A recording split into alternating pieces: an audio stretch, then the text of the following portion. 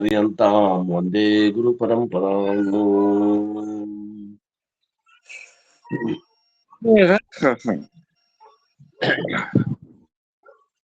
ಅನುಭವ ಸಾರ ಮೊದಲನೆಯ ಸಂಧಿ ಮೊದಲನೆಯ ಸೂತ್ರ. ಅನುಭವ ಸಾರದಲ್ಲಿ 8 ಸಂಧಿಗಳದಾವ. ಒಂದೊಂದು ಸಂಧಿಯಲ್ಲಿ ಅನೇಕ ಸೂತ್ರಗಳದಾವ. ಈಗ ಮೊದಲನೇ ಸಂಧಿ ಅನುಭವ ಸಾರ. ಪರತರಾನಂದಮಯ ಗುರು ಶಂಭು ಪದವೆನ್ನ ಶಿರಸದೊಳಿರುತ್ತಿರ್ಕೆ ನಿಜ ಕರುಣದಿಂದೆ. ಶ್ರೀ ಗುರುವೇ ನಿಜ ಸುಖದ ಸಾಗರವೇ ತೆರೆ ಮಸಗೋ ತಾಗಳು ಬೆಳಗೋ. ತಿಹ ನಿನ್ನ ಕಡೆಗಣ್ಗಳಿಗೆ ಸಂತಸವನ ಕಿಳರ್ಗೆ. ಜಗದಾದಿ ಬೀಜಂಗೆ ನಿಗಮಾಂತ ವೇದ್ಯಂಗೆ ನಗರಾಜ ಸುತೆಯ. ರಮಣಂಗೆ ಶಂಭುವಿಂಗಗಣಿತೋತ್ಸವದೀ ನತನಪ್ಪೆ. ಈಗ ಈ 2ನೇ ಶ್ಲೋಕದ ಅರ್ಥವನ್ನು ಹೇಳಬೇಕು. ಜಗದಾದಿ ಬೀಜಂಗೆ ನಿಗಮಾಂತ ವೇದ್ಯಂಗೆ ನಗರಾಜ ಸುತೆಯ ರಮಣಂಗೆ ಶಂಭುವಿಂಗ ಅಗಣಿತ ಉತ್ಸವದಿಂದ ನತನಪ್ಪಿ. ಇದಾಗೇತೇನ್ರಿ? ರಾತ್ರಿ ಅಜರ ಮಧ್ಯಾಹ್ನ ಆಗ್ಯದ. ಹಾ, ಈಗ 3ನೇ ಶ್ಲೋಕವನ್ನು ಹೇಳಬೇಕು. ಈ ಉಕ್ತ ಮಹೇಶ್ವರನ ಶಕ್ತಿಯನ್ನು ಕುರಿತು ನಮಸ್ಕಾರ ರೂಪ ಮಂಗಳವನ್ನು ಮಾಡುತ್ತಾರೆ.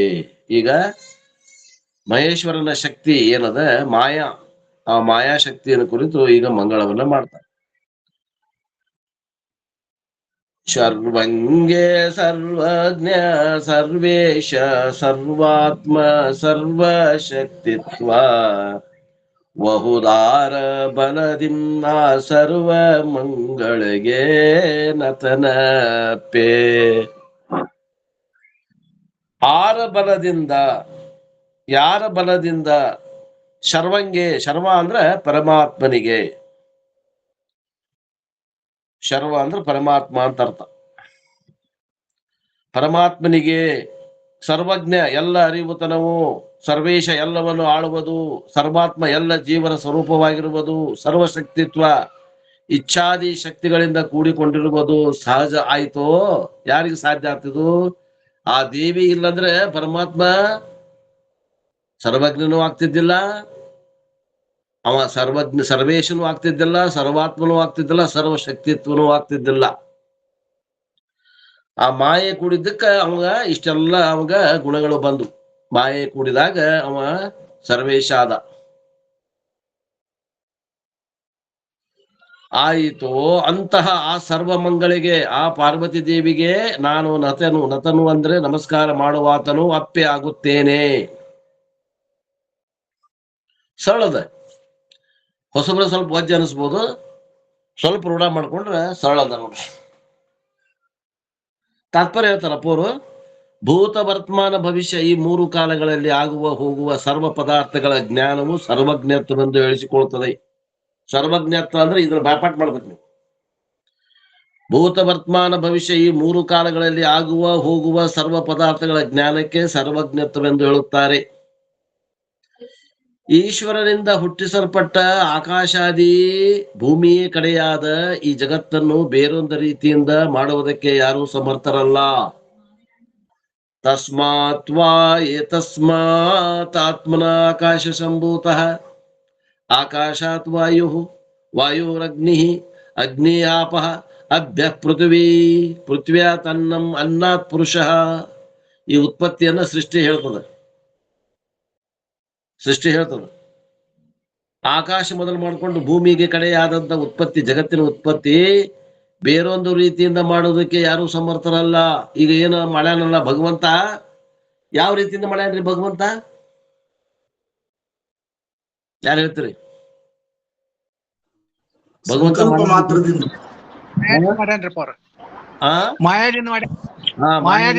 ಮಾಯಾದಿಂದ ಮಾಡಿದ. ಆ ರೀತಿ ಮಾಯಾದಿಂದ ಮಾಡುವಂತದ್ದು ಮಾಡ್ಲಿಕ್ಕೆ ಯಾರು ಸಮರ್ಥರದಾರ? ಯಾರು ಇಲ್ಲ, ಅವನ್ ಬಿಟ್ರ. ಈ ಜಗತ್ತನ್ನು ಬೇರೊಂದು ರೀತಿಯಿಂದ ಮಾಡೋದಕ್ಕೆ ಯಾರೂ ಸಮರ್ಥರಲ್ಲ. ಅಂತಹ ಕಾರ್ಯವನ್ನು ಮಾಡಿದ್ರಿಂದ ಇದಕ್ಕೆ ಸರ್ವೇಶನ್ ಎಂದು ಹೆಸರು ಉಂಟು. ಉಪಾಧಿಗಳ ಮೂಲಕ ಅನೇಕ ಆತ್ಮರು ತೋರುತ್ತಾರೆ. ಅವರುಗಳು ಅಂತರದಲ್ಲಿದ್ದು ಅಂತರ್ಯಾಮಿ ರೂಪದಿಂದ ಪ್ರೇರಣೆ ಮಾಡುವುದರಿಂದ ಅವ ಸರ್ವಾತ್ಮತ್ವ ಎಂದು ಹೇಳಿಸಿಕೊಳ್ತಾನೆ. ಅವ ಒಳಗ್ ಕುತ್ಕೊಂಡು ಪ್ರೇರಣೆ ಮಾಡ್ತಾನ, ಆದ್ದರಿಂದ ಅವಾಗ ಏನಂತೀವಿ? ಸರ್ವಾತ್ಮತ್ವ ಅಂತ ಹೇಳಿಸ್ಕೊಳ್ತಾನ ಅವ ಭಗವಂತ. ಜಗದ ಉತ್ಪತ್ತಿ, ಜಗತ್ತಿನ ಸ್ಥಿತಿ ನಾಶಗಳನ್ನ ಮಾಡುವುದರಿಂದ ಸರ್ವಶಕ್ತಿತ್ವವೆಂದು ಹೇಳಿಸ್ಕೊಳ್ತಾನೆ. ಈಗ ಹೇಳಲ್ಪಟ್ಟಂತ ಈಗ ಏನದವ ಇವು ವಿಶೇಷಣಗಳು: ಸರ್ವಜ್ಞತ್ವ, ಸರ್ವೇಶತ್ವ, ಸರ್ವಾತ್ಮತ್ವ, ಸರ್ವಶಕ್ತಿತ್ವ. ಇವೆಲ್ಲ ಏನು ಉತ್ತಮವಾದಂತ ಗುಣಗಳು. ಇವು ಭಕ್ತರ ಸಕಲ ಪಾಪಗಳನ್ನು ನಾಶ ಮಾಡುವಂತಹ ಶರ್ವನಿಗೆ, ಪರಮಾತ್ಮನಿಗೆ ಯಾರ ಸಹಾಯದಿಂದ ಪ್ರಾಪ್ತವಾಯಿತು ಅಂದ್ರೆ ಮಾಯಾ ಸಹಾಯದಿಂದ ಪ್ರಾಪ್ತವಾಯಿತು. ಅಂತ ಸರ್ವಕ್ಕೂ ಮಂಗಳ ಸ್ವರೂಪಳಾದ ಪಾರ್ವತಿಗೆ ನಾನು ನಮಸ್ಕಾರವನ್ನು ಮಾಡುತ್ತೇನೆ. ಯವ್ವ ತಾಯಿ, ನಿನ್ನ ಅನುಗ್ರಹ ಇದ್ರೆ ನನಗೆ ಪರಮಾತ್ಮ ಕಾಣ್ತಾನೆ. ಅದಕ್ಕೆ ಮಾಯೆಗೆ ಮೊದಲು ಕೈ ಮುಗಿಬೇಕು ಎಲ್ಲರೂ. ತಾಯಿ ಅನುಗ್ರಹ ಆದ್ರೆ ತಂದೆ ಅನುಗ್ರಹ ತಾನೇ ಆಗ್ತದ. ಮೊದಲ ತಾಯಿಗೆ ನಮಸ್ಕಾರ ಮಾಡ್ಬೇಕು ನಾವು. ಯಾಕ? ಆ ನಾಮರೂಪಗಳಲ್ಲಿ ಇದ್ದಂತ ನಮ್ದು ಸತ್ಯತ್ವ ಬುದ್ಧಿ ಹೋಗ್ಬೇಕು. ಅವಾಗ ನಮಗ ಆಕೆ ಪರದೆ ಸರಿಸಿಲ್ದಂದ್ರ ಮಾಯಾ ಆವರಣ ಭಂಗ ಆತು ಅಂದ್ರೆ ಅವಾಗ ಪರಮಾತ್ಮ ಕಾಣ್ತಾನೆ. ಅಲ್ಲಿ ಮಠ ಆ ಪರಮಾತ್ಮ ತತ್ವ ಯಾರಿಗೂ ಗೋಚರ ಇಲ್ಲ, ಗೊತ್ತಿಲ್ಲ. ಯಾರು ನೋಡಿರೇನ ದೇವ್ರನ್ನ? ಇಲ್ಲ, ಆವರಣ ಆಗ್ಯದ. ಆ ಶಿಷ್ಯ ಒಂದು ಪ್ರಶ್ನೆ ಮಾಡ್ತಾನೆ, ಋಣಕ್ಕೆ ಪರಾಧೀನನಾದ ಬಡವನು ರಾಜನಿಗೆ ಏನು ಸಹಾಯ ಮಾಡುತ್ತಾನೆ? ನೋಡ್ರಿ, ಈಗ ರಾಜ ಒಬ್ಬವ ಸೈನಿಕಗ ಸಹಾಯ ಮಾಡ್ತಾನಂದ್ರೆ ಒಪ್ಪಬಹುದು, ಯಾಕ ಅವ ಧನಿಕನ. ಋಣಕ್ಕೆ ಪರಾಧೀನ ಆದಂತ ಬಡವ ರಾಜನಿಗೆ ಏನ್ ಸಹಾಯ ಮಾಡ್ತಾನ? ಹಂಗ ಈ ಮಾಯಾ ಇದು ಪರಾಧೀನ ಐತಿ, ಸ್ವತಂತ್ರ ಇಲ್ಲ ಅಂತೀರಿ, ಇದು ಏನ್ ಸಹಾಯ ಮಾಡ್ತದ್ರಿ ಆ ಭಗವಂತಗ ಅಂತ ಕೇಳ್ತಾನ ಪ್ರಶ್ನೆ. ಇದರಂತೆ ಪರತಂತ್ರವಾದಂತ ಶಕ್ತಿಯು ಸ್ವತಂತ್ರವಾದ ಈಶ್ವರನಿಗೆ ಅದು ಏನು ಸಹಾಯ ಮಾಡಬಹುದು? ಪ್ರಶ್ನೆ ಪ್ರಶ್ನೆ ಕೇಳ್ಬೇಕು ಅಂತ. ನೀ ಹೇಳೋದು ನಿಜ. ನೋಡ್ರಿ ಹೆಂಗ್ ಹೇಳ್ತಾರ, ನೀ ಹೇಳೋದು ಕರೆಪ್ಪ ಶಿಷ್ಯ, ನೀ ಬಹಳ ಚಲೋ ಪ್ರಶ್ನೆ ಮಾಡಿದಿ ನೋಡು. ಈಶ್ವರನು ಚೈತನ್ಯ ಸ್ವರೂಪದಿಂದ ಸ್ವತಂತ್ರನು, ನಿತ್ಯನು, ಶುದ್ಧನು, ಬುದ್ಧನು, ಮುಕ್ತನು, ನಿರ್ಗುಣನೂ ಇದ್ದಾನೆ. ಅವನಲ್ಲಿ ಉಕ್ತ ಸರ್ವಜ್ಞಾತ್ವಾದಿ ಗುಣಗಳು ಮಾಯಾಶಕ್ತಿ ಉಪಾಧಿ ಮೂಲಕವಾಗಿಯೇ ಬರುತ್ತವೆ. ಶುದ್ಧ ಸತ್ವ ಪ್ರಧಾನವಾದ ಮಾಯೆಯು ಬಹಳ ಸ್ವಚ್ಛವಾಗಿರೋಣದ್ರಿಂದ ಆ ಮಾಯಾ ಉಪಹಿತನಾದ ಈಶ್ವರನಿಗೆ ಸರ್ವಜ್ಞತ್ವಾದಿ ಗುಣಗಳು ಬಂದಿರುತ್ತವೆ. ಶುದ್ಧ ಸತ್ವದ ಮಾಯಾ ಯಾರಿಗೈತಿ ಉಪಾಧಿ? ಇದು ಈಶ್ವರನಿಗೆ ಉಪಾಧಿ. ಮಲಿನ ಸತ್ವದ ಮಾಯಾ ಯಾರಿಗೆ ಉಪಾಧಿ ಆಗಿ? ಅವಿದ್ಯೆ ಉಪಾಧಿ ಯಾರಿಗೈತಿ? ಜೀವನಿಗೆ ಉಪಾಧಿ ಆಗ್ಯದ. ಶುದ್ಧ ಸತ್ವ ಪ್ರಧಾನ ಅಂದ್ರ ಸತ್ವ ಪ್ರಧಾನ ಐತಿ, ಶುದ್ಧವಾದಂತ ಸತ್ವ ಐತಿ. ಯಾರ್ದು? ಭಗವಂತಂದು. ನಮ್ದು ಮಲಿನ ಸತ್ವ ಐತಿ. ಅಂದ್ರ ನಮ್ಮ ಸತ್ವದಾಗ ರಜೋಗುಣ ತಮೋಗುಣ ಮಿಕ್ಸ್ ಆಗ್ಯಾವ. ಅವನ ಸತ್ವಗುಣದಾಗ ರಜೋಗುಣ ತಮೋಗುಣ ಮಿಕ್ಸ್ ಆಗಿಲ್ಲ. ಅಲ್ಲಿನೂ ಅದಾವು, ತಮೋಗುಣ ಅದಾವ, ರಜೋಗುಣ ಅದಾವ, ಸತ್ವಗುಣನೂ ಐತಿ. ಆದ್ರೆ ಸತ್ವಗುಣ ಹೆಂಗೈತಿ ಅಂತಂದ್ರ ಅದು ತಮೋಗುಣ ಮತ್ತು ರಜೋಗುಣಕ್ಕೆ ಮಿಕ್ಸ್ ಆಗಿಲ್ಲ, ಅದು ಶುದ್ಧದ. ತಿಳ್ಕೊಡ್ರಿ, ಶುದ್ಧ ಸತ್ವ ಪ್ರಧಾನವಾದ ಮಾಯೆ. ಪ್ರಧಾನ ಅಂತಂದ್ರೆ ಏನು? ಉಳಿದ ಎರಡು ಗುಣಗಳು ಅದಾವ, ಗೌಣ ಅದಾವ, ಕಡಿಮೆ ಅದಾವ. ಮಾಯೆಯು ಬಹಳ ಸ್ವಚ್ಛವಾಗಿರೋದ್ರಿಂದ ಆ ಮಾಯಾ ಉಪಯುಕ್ತನಾದ ಈಶ್ವರನಿಗೆ ಸರ್ವಜ್ಞತ್ವಾದಿ ಗುಣಗಳು ಒದಗಿರುತ್ತವೆ. ಆದ್ದರಿಂದ ಗ್ರಂಥಕರ್ತರು ಆ ಶಕ್ತಿಗೂ ನಮಸ್ಕಾರವನ್ನು ಮಾಡುತ್ತಾರೆ. ಆ ಉಪಾಧಿಯಿಂದ ಆ ಉಪಯುಕ್ತ ಚೇತನಕ್ಕ ಇಷ್ಟೆಲ್ಲ ಸರ್ವಜ್ಞತ್ವ, ಸರ್ವಶಕ್ತಿತ್ವ, ಸರ್ವೇಶ್ವ, ಸ್ವತಂತ್ರ ಇವೆಲ್ಲವೂ ಗುಣವಿಶಿಷ್ಟನಾಗಿಬಿಟ್ಟ ಭಗವಂತ ಮಾಯೆಯಿಂದ. ಅದಕ್ಕಂತಾರೆ ನಿಜವಾಗಿ ನಿಜಗೊಂಡ್ರು ಮಾಯೆಯ ಗುಳದಾಳಿ ಬಲದಿಂದ ಪರಮೇಶ್ವರನ ಆಟ ನಡೆದಂತ ಏನ್ರಿ? ಆಕೆ ಇಲ್ಲ ಅಂದ್ರ ಇವನ ಆಟ ಏನು ಇಲ್ಲ. ನಿರಾಕಾರ ನಿರ್ಗುಣ ಪರಮಾತ್ಮ ಏನು ಮಾಡಕ್ ಬರಂಗಿಲ್ಲ ನೋಡ್ರಿ. ಆದ್ರಿಂದ ನಾವು ಮಾಯೆಗೂ ಕೂಡ ಇಲ್ಲಿ ನಮಸ್ಕಾರ ಮಾಡ್ತೇನಿ ಅಂತ ಹೇಳ್ತಾರೆ. ಬಳಿಕ ಆ ಶಿವಶಕ್ತಿಯರ ಸಂಬಂಧದಿಂದ ಉತ್ಪನ್ನರಾದ ಪುತ್ರರನ್ನು, ಅವರ ವಾಹನವಾದ ನಂದೀಶ್ವರನನ್ನು ಕುರಿತು ನಮಸ್ಕಾರ ರೂಪ ಮಂಗಳಾಚರಣೆಯನ್ನ ಮಾಡ್ತಾರೆ. ದೇವತೆಗಳೇ ಬರ್ತಾರೆ, ಈಗ ಮಕ್ಕಳು. ಆ ಪಾರ್ವತಿ, ಶಿವ ಪಾರ್ವತಿಯರ ಸಂಬಂಧದಿಂದ ಉತ್ಪನ್ನರಾದಂತ ಪುತ್ರರು ಯಾರ್ಯಾರು ಹುಟ್ಟಿದ್ರು? ಗಣಪತಿ. ಮತ್ತೆ ಯಾರು ಹುಟ್ಟಿದ್ರು? ಗಣಪತಿ. ಮತ್ತೆ ಯಾರು? ಇನ್ನೊಬ್ಬ ಮಗನ ಹೆಸರೇನು?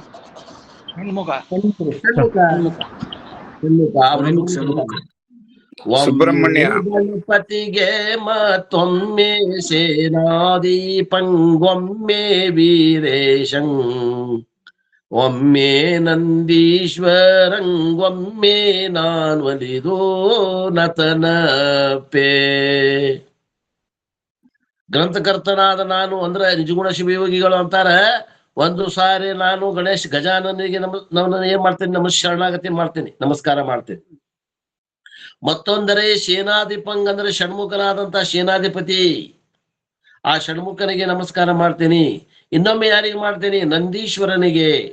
ಒಂದು ಸಾರಿ ವೀರಭದ್ರನಿಗೆ, ಒಂದು ಸಾರಿ ನಲಿದು ಅಂದ್ರೆ ಭಕ್ತಿ ಪೂರ್ವಕವಾಗಿ ನತನು ಆಗುತ್ತೇನೆ ಅಂದ್ರೆ ನಮಸ್ಕಾರ ಮಾಡುವಂತವನು ಆಗುತ್ತೇನೆ.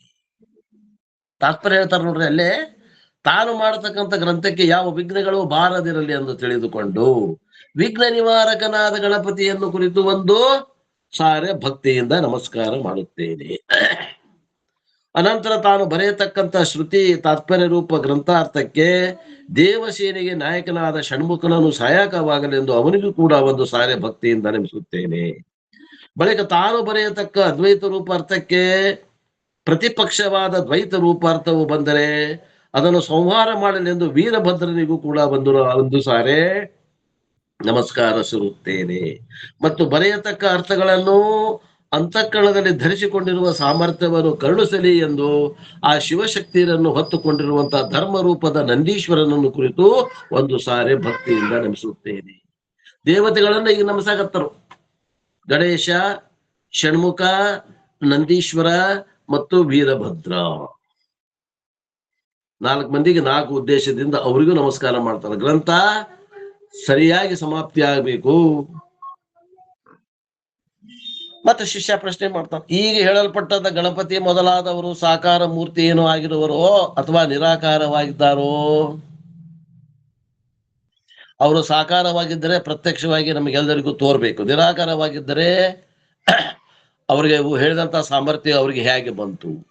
ನೀವು ಇಷ್ಟೆಲ್ಲ ಸಾಮರ್ಥ್ಯ ಹೇಳಿದ್ರೆ ಆ ಸಾಮರ್ಥ್ಯ ಹೆಂಗ್ ಬಂತು? ನಿರಾಕಾರ ಅಂದ್ರೆ ಸಾಮರ್ಥ್ಯ ಹೆಂಗ್ ಬಂತು? ಅವ್ರು ಸಾಕಾರ ಇದ್ರೆ ನಮಗ್ ತೋರಿಸ್ಕೊಡ್ರಿ ಅಂತಾರ. ನೋಡ್ರಿ ಪ್ರಶ್ನೆ ಹೆಂಗ್ ಆಗ್ತಾರ ನೋಡ್ರಿ. ನಾವಿಂತ ಪ್ರಶ್ನೆ ಮಾಡೇವೇನೆ ಯಾವಾಗಾರ? ಕೇಳಬೇಡ್ರಿ.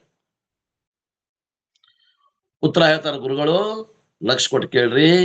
ಗಣಪತಿ ಮೊದಲಾದವರು ಸಾಕಾರವಾಗಿಯೂ ಇದ್ದಾರೆ, ನಿರಾಕಾರವಾಗಿಯೂ ಇದ್ದಾರೆ. ಸಾಕಾರವಾಗಿಯೂ ಅದಾರ, ನಿರಾಕಾರವಾಗಿಯೂ ಅದಾರ. ಸಾಕಾರವಾಗಿದ್ದರೆ ನಮಗೆ ಏಕೆ ತೋರುವುದಿಲ್ಲ ಅಂದರೆ ನಿನ್ನಲ್ಲಿ ಅಂತ ಶ್ರದ್ಧಾ ಭಕ್ತಿಗಳಿಲ್ಲದರಿಂದ ತೋರುವುದಿಲ್ಲ. ದೋಷ ಎಲ್ಲದ? ನಿನ್ನಲ್ಲಿ ದೋಷದ. ನಿನ್ನಲ್ಲಿ ಶ್ರದ್ಧಾ ಭಕ್ತಿಗಳಿದ್ರೆ ನೀವು ಗಣೇಶನನ್ನ ನೋಡಬಹುದು. ಯಾರು ಯಾವ ದೇವತೆಗಳಲ್ಲಿ ಅತ್ಯಧಿಕವಾದ ಶ್ರದ್ಧಾ ಭಕ್ತಿಗಳಿಂದ ಕೂಡಿರುತ್ತಾರೋ ಅವರಿಗೆ ಆ ಉಪಾಸ ದೇವತೆಗಳು ಸ್ವಪ್ನದಲ್ಲಿ ಆಗಲಿ ಅಥವಾ ಜಾಗೃತದಲ್ಲಿ ಆಗಲಿ ಸಾಕಾರ ರೂಪದಿಂದ ಪ್ರತ್ಯಕ್ಷರಾಗುತ್ತಾರೆ. ನೋಡ್ರಿ, ನೀವು ಯಾವ ದೇವತೆಯನ್ನು ಉಪಾಸನೆ ಮಾಡ್ತೀರಿ ಆ ದೇವತೆ ನಿಮಗೆ ಪ್ರತ್ಯಕ್ಷ ಆಗ್ತದೆ. ಉಪಾಸನೆ ಮಾಡುವಂತ ಸಾಮರ್ಥ್ಯ ನಿಮಗ್ ಬೇಕು, ತಾಳ್ಮೆ ನಿಮಗ್ ಬೇಕು, ಅವರು ಪ್ರತ್ಯಕ್ಷ ಆಗ್ತಾರ. ಸಾಕಾರನು ಅದರ, ನಿರಾಕಾರನು ಅದರ ದೇವತೆಗಳು. ಅದೇ ಸಮಯದಲ್ಲಿ ಉಪಾಸಕನು ಅನ್ಯರಿಗೆ ತೋರಿಸಿದರೂ ಆ ಉಪಾಸ ದೇವತೆಯು ಅನ್ಯರಿಗೆ ತೋರುವುದಿಲ್ಲ. ಯಾವ ಉಪಾಸಕ ಅದನ ಅವಂಗ ತೋರ್ತದ, ಅವನ ಬಾಜು ಇನ್ನೊಬ್ಬ ಇರ್ತಾನ, ಅವ ಉಪಾಸಕ ಇರುವುದಿಲ್ಲ, ಅವಂಗ ತೋರುವುದಿಲ್ಲ.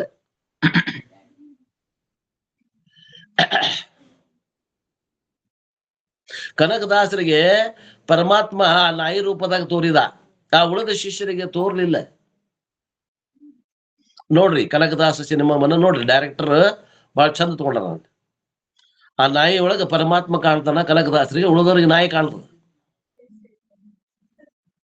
ಯಾರು ಉಪಾಸಕರು ಇರ್ತಾರ ಆ ಉಪಾಸಕರಿಗೆ ಮಾತ್ರ ಈ ದೇವತೆಗಳು ಕಂಡು ಬರ್ತಾರ. ನೀವು ಶ್ರದ್ಧಾ ಭಕ್ತಿಯಿಂದ ಉಪಾಸಕರಾಗಿ ಉಪಾಸ್ಯ ವಸ್ತುವನ್ನು ಧ್ಯಾನ ಮಾಡಬೇಕು. ಆ ಸಾಮರ್ಥ್ಯ ಅವ್ರಿಗೆ ಮಾತ್ರ ಐತಿ. ಅವರ ಬಾಜು ಇನ್ನೊಬ್ರು ಅದಾರ, ಅವ್ರ ಉಪಾಸಕರಲ್ಲ ಅಂದ್ರೆ ಅವರಿಗೆ ಕಾಣೋದಿಲ್ಲ, ಅವ್ರಿಗೆ ನೋಡುವ ಸಾಮರ್ಥ್ಯ ಇಲ್ಲ. ಹೇಗೆಂದರೆ ಮರಣ ಸಮಯದಲ್ಲಿ ಪಾಪಿಗೆ ಯಮದೂತರು ಪ್ರತ್ಯಕ್ಷವಾಗಿ ತೋರುತ್ತಾರೆ. ಅದರಿಂದ ಭಯಗ್ರಸ್ತನಾಗಿ ಪಾಪಿಯು ಯಾರೋ ಭಯಂಕರ ರೂಪವುಳ್ಳವರು ಬಂದಿರುವರು, ಅವರನ್ನು ಓಡಿಸಿರಿ ಎಂದು ಹೇಳುವನು. ಹೋಗಿ ಕೂಡ್ರಿ, ಸಾಯೋ ಹೊತ್ನಾಗ ಯಾರೊಬ್ಬರು ತೀರ್ಕೋ ಹೊತ್ನಾಗ ಅವ್ರ ಹತ್ರ ಕೂತು ನೋಡ್ರಿ, ಅವ್ರು ಏನು ಬಡಬಡಿಸ್ತಿರ್ತಾರ ನೋಡ್ರಿ. ಅವ್ರ ಹತ್ರ ಯಾರು ಬಂದಾರ ಗೊತ್ತಾಗ್ತದ ನಿಮಗ. ಯಮದೂತರು ಬಂದಾರೋ ಶಿವದೂತರು ಬಂದಾರೋ ಗೊತ್ತಾಗ್ತದ. ಯಾಕ ಅವರು ಮಾತಾಡ್ತಿರ್ತಾರ, ಒಳಗೆ ಮಾತಾಡ್ತಿರ್ತಾವ, ಅಲ್ಲಿ ಆ ದೇವತೆಗಳೊಂದಿಗೆ ಮಾತಾಡ್ತಿರ್ತಾರ ಅವರು.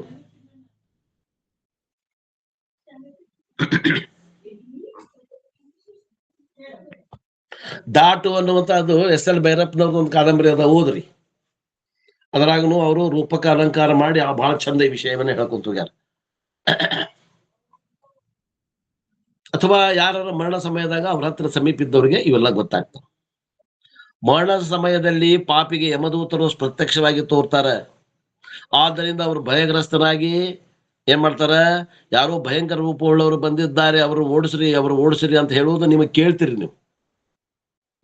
ಅನ್ಯರಿಗೆ ಯಮದೂತರು ಹೀಗೆ ಕಾಣಿಸುವುದಿಲ್ಲವೋ ಹಾಗೆ ಉಪಾಸಕನಿಗೆ ಉಪಾಸ್ಯ ದೇವತೆಯು ಕಾಣುತ್ತದೆ, ಅನ್ಯರಿಗೆ ಇಲ್ಲ.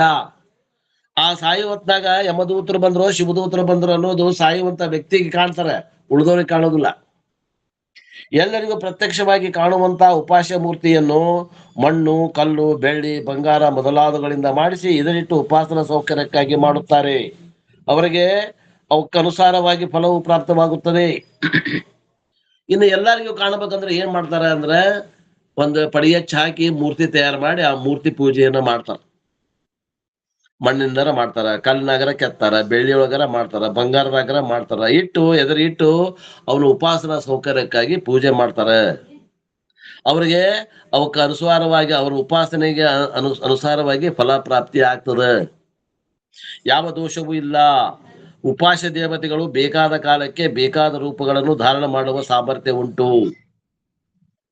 ಯಾವ ಕಾಲಕ್ಕೆ ಯಾವ ರೂಪವನ್ನು ಧಾರಣ ಮಾಡಬೇಕು ಆ ರೂಪವನ್ನು ಧಾರಣ ಮಾಡುವಂತ ಸಾಮರ್ಥ್ಯ ಉಪಾಸ್ಯ ದೇವತೆಗಳಿಗೆ ಐತಿ. ಅದಕ್ಕೆ ನಿಜಗೊಂಡ್ರು ಸುರರ ಬಲಹ ಅನ್ನೊಂದು ತೃಣದಿಂದ ಮುರಿದನೇ ಜಾಣರ ದೇವ ಅಂತ ತಿಳ್ಕೊಂಡು ಕೈವಲ್ಯ ಪದ್ಧತಿಯಲ್ಲಿ ಹೇಳಿದ್ದಾರೆ. ಆ ಪದ್ಯವನ್ನು ನಾವು ಓದಿದ್ದೀವಿ. ಇಂದ್ರಾದಿ ದೇವತೆಗಳಿಗೆ ಗರ್ವ ಬಂದಿರಲು ಪರಮಾತ್ಮನು ಯಕ್ಷ ರೂಪದಿಂದ ಪ್ರತ್ಯಕ್ಷನಾಗಿ ಒಂದು ಹುಲ್ಲು ಕಡ್ಡಿಯನ್ನ ಅವರ ಮುಂದಿರಿಸಿ ಇದನ್ನ ಸುಡ್ರಿ, ಇದನ್ನ ಹಾರಿಸ್ರಿ ಎಂದು ಹೇಳಲು ಸುಡಲಿಕ್ಕೂ ಆಗ್ಲಿಲ್ಲ, ಹಾರಿಸ್ಲಿಕ್ಕೂ ಆಗ್ಲಿಲ್ಲ. ಅಗ್ನಿ ಮತ್ತು ವಾಯು ದೇವತೆಗಳು ಸಮರ್ಥರಾಗಲಿಲ್ಲ ಎಂಬ ಕಥೆಯು ಕೇನೋಪನಿಷತ್ತಿನಲ್ಲಿ ಉಂಟು. ಅಭ್ಯಾಸ ಮಾಡೇವಿಲ್ರಿ ಕೇನೋಪನಿಷತ್? ಮಾಡಿವಜ್ಜರ. ಅದಕ್ಕ ಅವನ್ ಮಾಡ್ಸೇನಿ. ಅದು ಯಾಕೆ ಮಾಡ್ಸಿದ್ವಿ ಅಂತಂದ್ರ, ಹಿಂಗ 10 ಉಪನಿಷತ್ ಅಭ್ಯಾಸ ಮಾಡಿದ್ರೆ ಇದು ದಶೋಪನಿಷತ್ ಸಾರ ತಿಳಿತದ, ಬ್ರಹ್ಮಸೂತ್ರ ತಿಳಿತದ. ಇಲ್ಲಾಂದ್ರೆ ಮತ್ತೆ ಈ ಕಥೆ ಹೇಳ್ಕೊಂಡ್ಕೊಂಡ್ರಿ. ಕೇನೋಪನಿಷತ್ನಲ್ಲಿ ಉಂಟು. ಅದೇ ಮಾತನ್ನು ಶ್ರೀಮನ್ ನಿಜಗುಣ ಶಿವಯೋಗಿಗಳು ಉಕ್ತ ಪದ್ಯದಿಂದ ಹಾಡಿರುತ್ತಾರೆ. ಅವರು ಕೂಡ ಅದನ್ನ ಪದ್ಯದಿಂದ ಹಾಡಿರುತ್ತಾರೆ. ಸುರರ ಬಲಹ ನೊಂದು ತೃಣದಿಂದ ಮುರಿದನೆ ಜಾಣರ ದೇವ ಅನ್ನುವಂತ ಪದ್ಯದೊಳಗೆ ಅದನ್ನೇ ತಗೊಂಡಾರ, ಕೇನೋಪನಿಷತ್ತಿನ ಮಾತನ್ನೇ. ಆದ್ದರಿಂದ ನಿಜಗುಣದ ಗ್ರಂಥಗಳು ಉಪನಿಷತ್ತು ತಕ್ಕ ಸಮರ್ಥ ಇದ್ದವು. ಕನ್ನಡದ ಉಪನಿಷತ್ತುಗಳು ಅಂತಂದ್ರೆ ಏನು ತಪ್ಪಿಲ್ಲ. ಅದೇ ಮಾತನ್ನು ಶ್ರೀಮನ್ ನಿಜಗುಣ ಶಿಬಿಗಳು ಈ ಮೇಲಿನ ಉಕ್ತ ಪದ್ಯದಿಂದ ಹಾಡಿರುತ್ತಾರೆ. ಇರಲಿ, ಪರಂತು ಯಕ್ಷ ರೂಪವು ಹೇಗೆ ಪ್ರತ್ಯಕ್ಷವಾಯಿತೋ ಹಾಗೆ ಎಂದು ತಿಳಿಯತಕ್ಕದ್ದು. ಅಲ್ಲಿ ಯಕ್ಷ ರೂಪ ಹೆಂಗ ಪ್ರತ್ಯಕ್ಷ ಆಯ್ತು, ಅವ್ರಿಗೆ ಹಂಗ ಪ್ರತ್ಯಕ್ಷ ಆಯ್ತು ಅಂತ ತಿಳ್ಕೋಬೇಕು. ಮತ್ತು ಆ ಯಕ್ಷ ರೂಪವು ಏನಾಗಿರಬಹುದೆಂದು ಇಂದ್ರಾದಿಗಳಿಗೆ ತಿಳಿಲಿಕ್ಕೆ ಹೋದರೂ ಕೂಡ ತಿಳಿಯಲಿಲ್ಲ. ಆ ಯಕ್ಷ ರೂಪವನ್ನ ತಿಳಿಯಾಕೆ ಇಂದ್ರಾದಿಗಳಿಗೆ ಆಗ್ಲಿಲ್ಲ. ಅಷ್ಟರಲ್ಲಿ ಅಂತರ್ಧಾನವಾಯಿತು, ಅಷ್ಟರಲ್ಲಿ ಅದು ಕಾಣದಂಗ ಆಗ್ತಿತ್ತು. ಸರ್ವ ದೇವತೆಗಳು ಭಕ್ತಿಯುಕ್ತರಾಗಿ ಧ್ಯಾನ ಮಾಡುತ್ತಿರಲಿಕ್ಕೆ ಪ್ರತ್ಯಕ್ಷವಾಯಿತು ಎಂದು ಕಥೆ ಇರುತ್ತದೆ. ಮತ್ತವರು ಯಾವಾಗ ಧ್ಯಾನ ಮಾಡಿದ್ರು ಭಕ್ತಿಯಿಂದ, ಅವಾಗ ಅದು ಪ್ರತ್ಯಕ್ಷ ಆಯಿತು. ವಿಸ್ತಾರ ಭಯದಿಂದ ಆ ಕಥೆಯನ್ನು ಬರೆಯುವುದನ್ನು ಇಲ್ಲಿ ಬಿಟ್ಟಿದ್ದೇವೆ. ಕೇನೋಪನಿಷತ್ನಲ್ಲಿ ನೋಡಿಕೊಳ್ಳ್ರಿ, ನೋಡೇವಿ ನಾವು. ಬಳಿಕ ಇವರ ನಿರಾಕಾರ ಸ್ವರೂಪ ಹೇಗಿರುವುದೆಂಬುದನ್ನು ಕೇಳು. ನಿರಾಕಾರ ಸ್ವರೂಪ ಹೆಂಗದಪ್ಪ ಈ 4 ಮಂದಿದು ದೇವತೆಗಳದ್ದು ಕೇಳು. ಮಾಯಾ ಮತ್ತು ಮಾಯಾ ಉಪಹಿತವಾದ ಚೇತನ ರೂಪ ಈಶ್ವರ ಇವರಿಂದ ಕ್ರಮವಾಗಿ ಗಣಪತಿ, ಷಣ್ಮುಖ, ವೀರಭದ್ರರೆಂಬ 3 ಪುತ್ರರು ಉತ್ಪನ್ನರಾದರೆಂದು ಹೇಳುವುದು ತಾತ್ವಿಕ ರೀತಿಯಿಂದ ಸತ್ಯವೇ ಆಗಿರುತ್ತದೆ.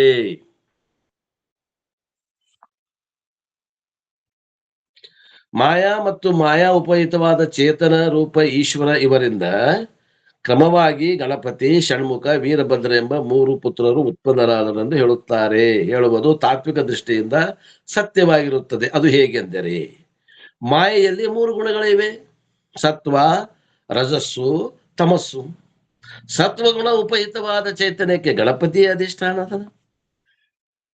ಆದ್ದರಿಂದ ಜ್ಞಾನಮೂರ್ತಿಯಾಗಿಯೂ ಅನಾತ್ಮ ಗಣಗಳಿಗೆ ಅಧಿಷ್ಠಾನನಾಗಿಯೂ ಅವಿಘ್ನ ನಿವಾರ ಮಾಡುವ ಸಾಮರ್ಥ್ಯವುಳ್ಳವನು ಆಗಿದ್ದಾನೆ. ಇನ್ನು ಅದೇ ಮಾಯಿಗೆ ರಜೋಗುಣ ಉಪಯುಕ್ತವಾದ ಚೈತನ್ಯಕ್ಕೆ ಷಣ್ಮುಖನು ಅಧಿಕಾರಿ. ಆದ್ದರಿಂದ ಆ ರಜೋಗುಣದಿಂದ ಉತ್ಪನ್ನವಾದ ಅನೇಕ ವೃತ್ತಿರೂಪ ಸೇನೆಗೆ ಒಡೆಯನಾದ್ದರಿಂದ ಸೇನಾಧಿಪ ಎಂಬ ಹೆಸರು ಅವನಿಗೆ ಬಂದಿರುತ್ತದೆ.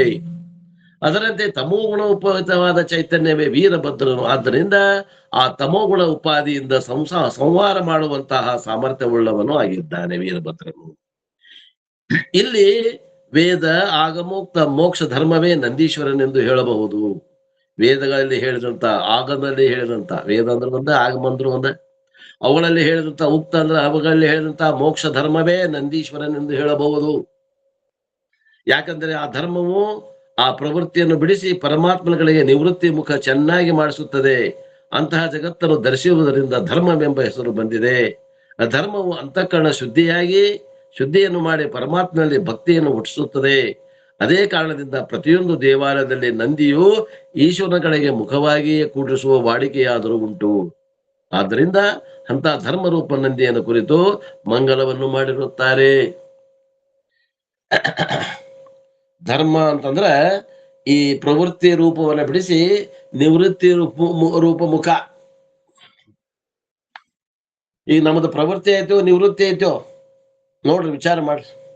ನಮ್ದು ಪ್ರವೃತ್ತಿ ಐತೋ ನಿವೃತ್ತಿ ಐತೋ ನಿಮಗೆ ಗೊತ್ತಾಗ್ತದೆ. ಸಂಸಾರದ ಕಡೆ ಆಸಕ್ತಿ ಐತೋ ಏನು ವೈರಾಗ್ಯದಿಂದ ಕೂಡ್ಕೊಂಡು ಜ್ಞಾನದ ಕಡೆ ಆಸಕ್ತಿ ಐತೋ ನೋಡ್ಕೊಡ್ರಿ. ಆದ್ರ ಅನುಗ್ರಹ ಆಗ್ಬೇಕಂದ್ರೆ ನಂದಿಯನ್ನ ನಾವು ಆರಾಧನೆ ಮಾಡ್ಬೇಕು.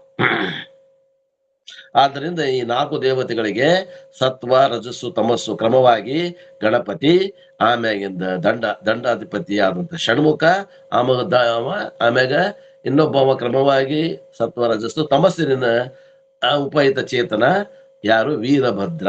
ಈ ರೀತಿ 3 ಗುಣಗಳ ಉಪಾದಿಯಿಂದ 3 ಮಂದಿ ದೇವತೆಗಳನ್ನ ಹೇಳಿದ್ರು.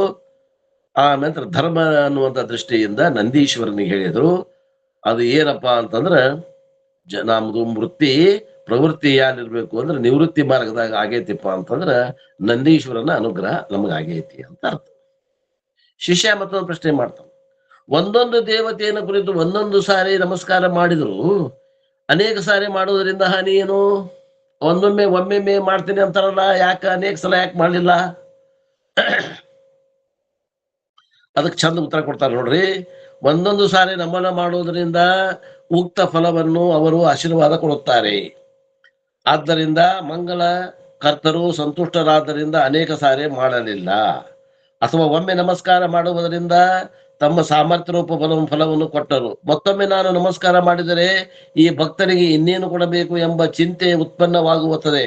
ಈ ಚಿಂತೆಯನ್ನಾದರೂ ಏಕೆ ಉತ್ಪನ್ನ ಮಾಡಬೇಕೆಂದು ತಿಳಿದುಕೊಂಡು ಶಿಷ್ಯನು ಅನೇಕ ಸಾರಿ ನಮಸ್ಕಾರ ಮಾಡುವುದನ್ನು ಬಿಟ್ಟಿದ್ದಾನೆ. ಆದ್ದರಿಂದ ಯಾವ ದೋಷವೂ ಇಲ್ಲ. ಅಲ್ರಿ, ಹಗಲೆಲ್ಲ ಬಹಳ ಸಲ ಮಾಡಿದ್ರೆ ಏನರ್ಥ? ಇವ ಏನ್ ಕೇಳಾಗತ್ತಾನ ಅನ್ನೋದು ಕೂಡ ಅವ್ನ್ ಸಂಶಯ ಆಗ್ತದ. ಅದಕ್ಕೆ ಒಮ್ಮೆ ಕೇಳಿಬಿಟ್ರೆ ಸಾಕು, ಅವ್ನ್ ಗೊತ್ತಾಗತ್ತಲ್ಲ. ಅದಕ್ಕೆ ಒಮ್ಮೆ ಮಾಡೀನಿ ಅಂತ ಹೇಳಿದ್ರೆ ಏನು ದೋಷ ಇಲ್ಲ.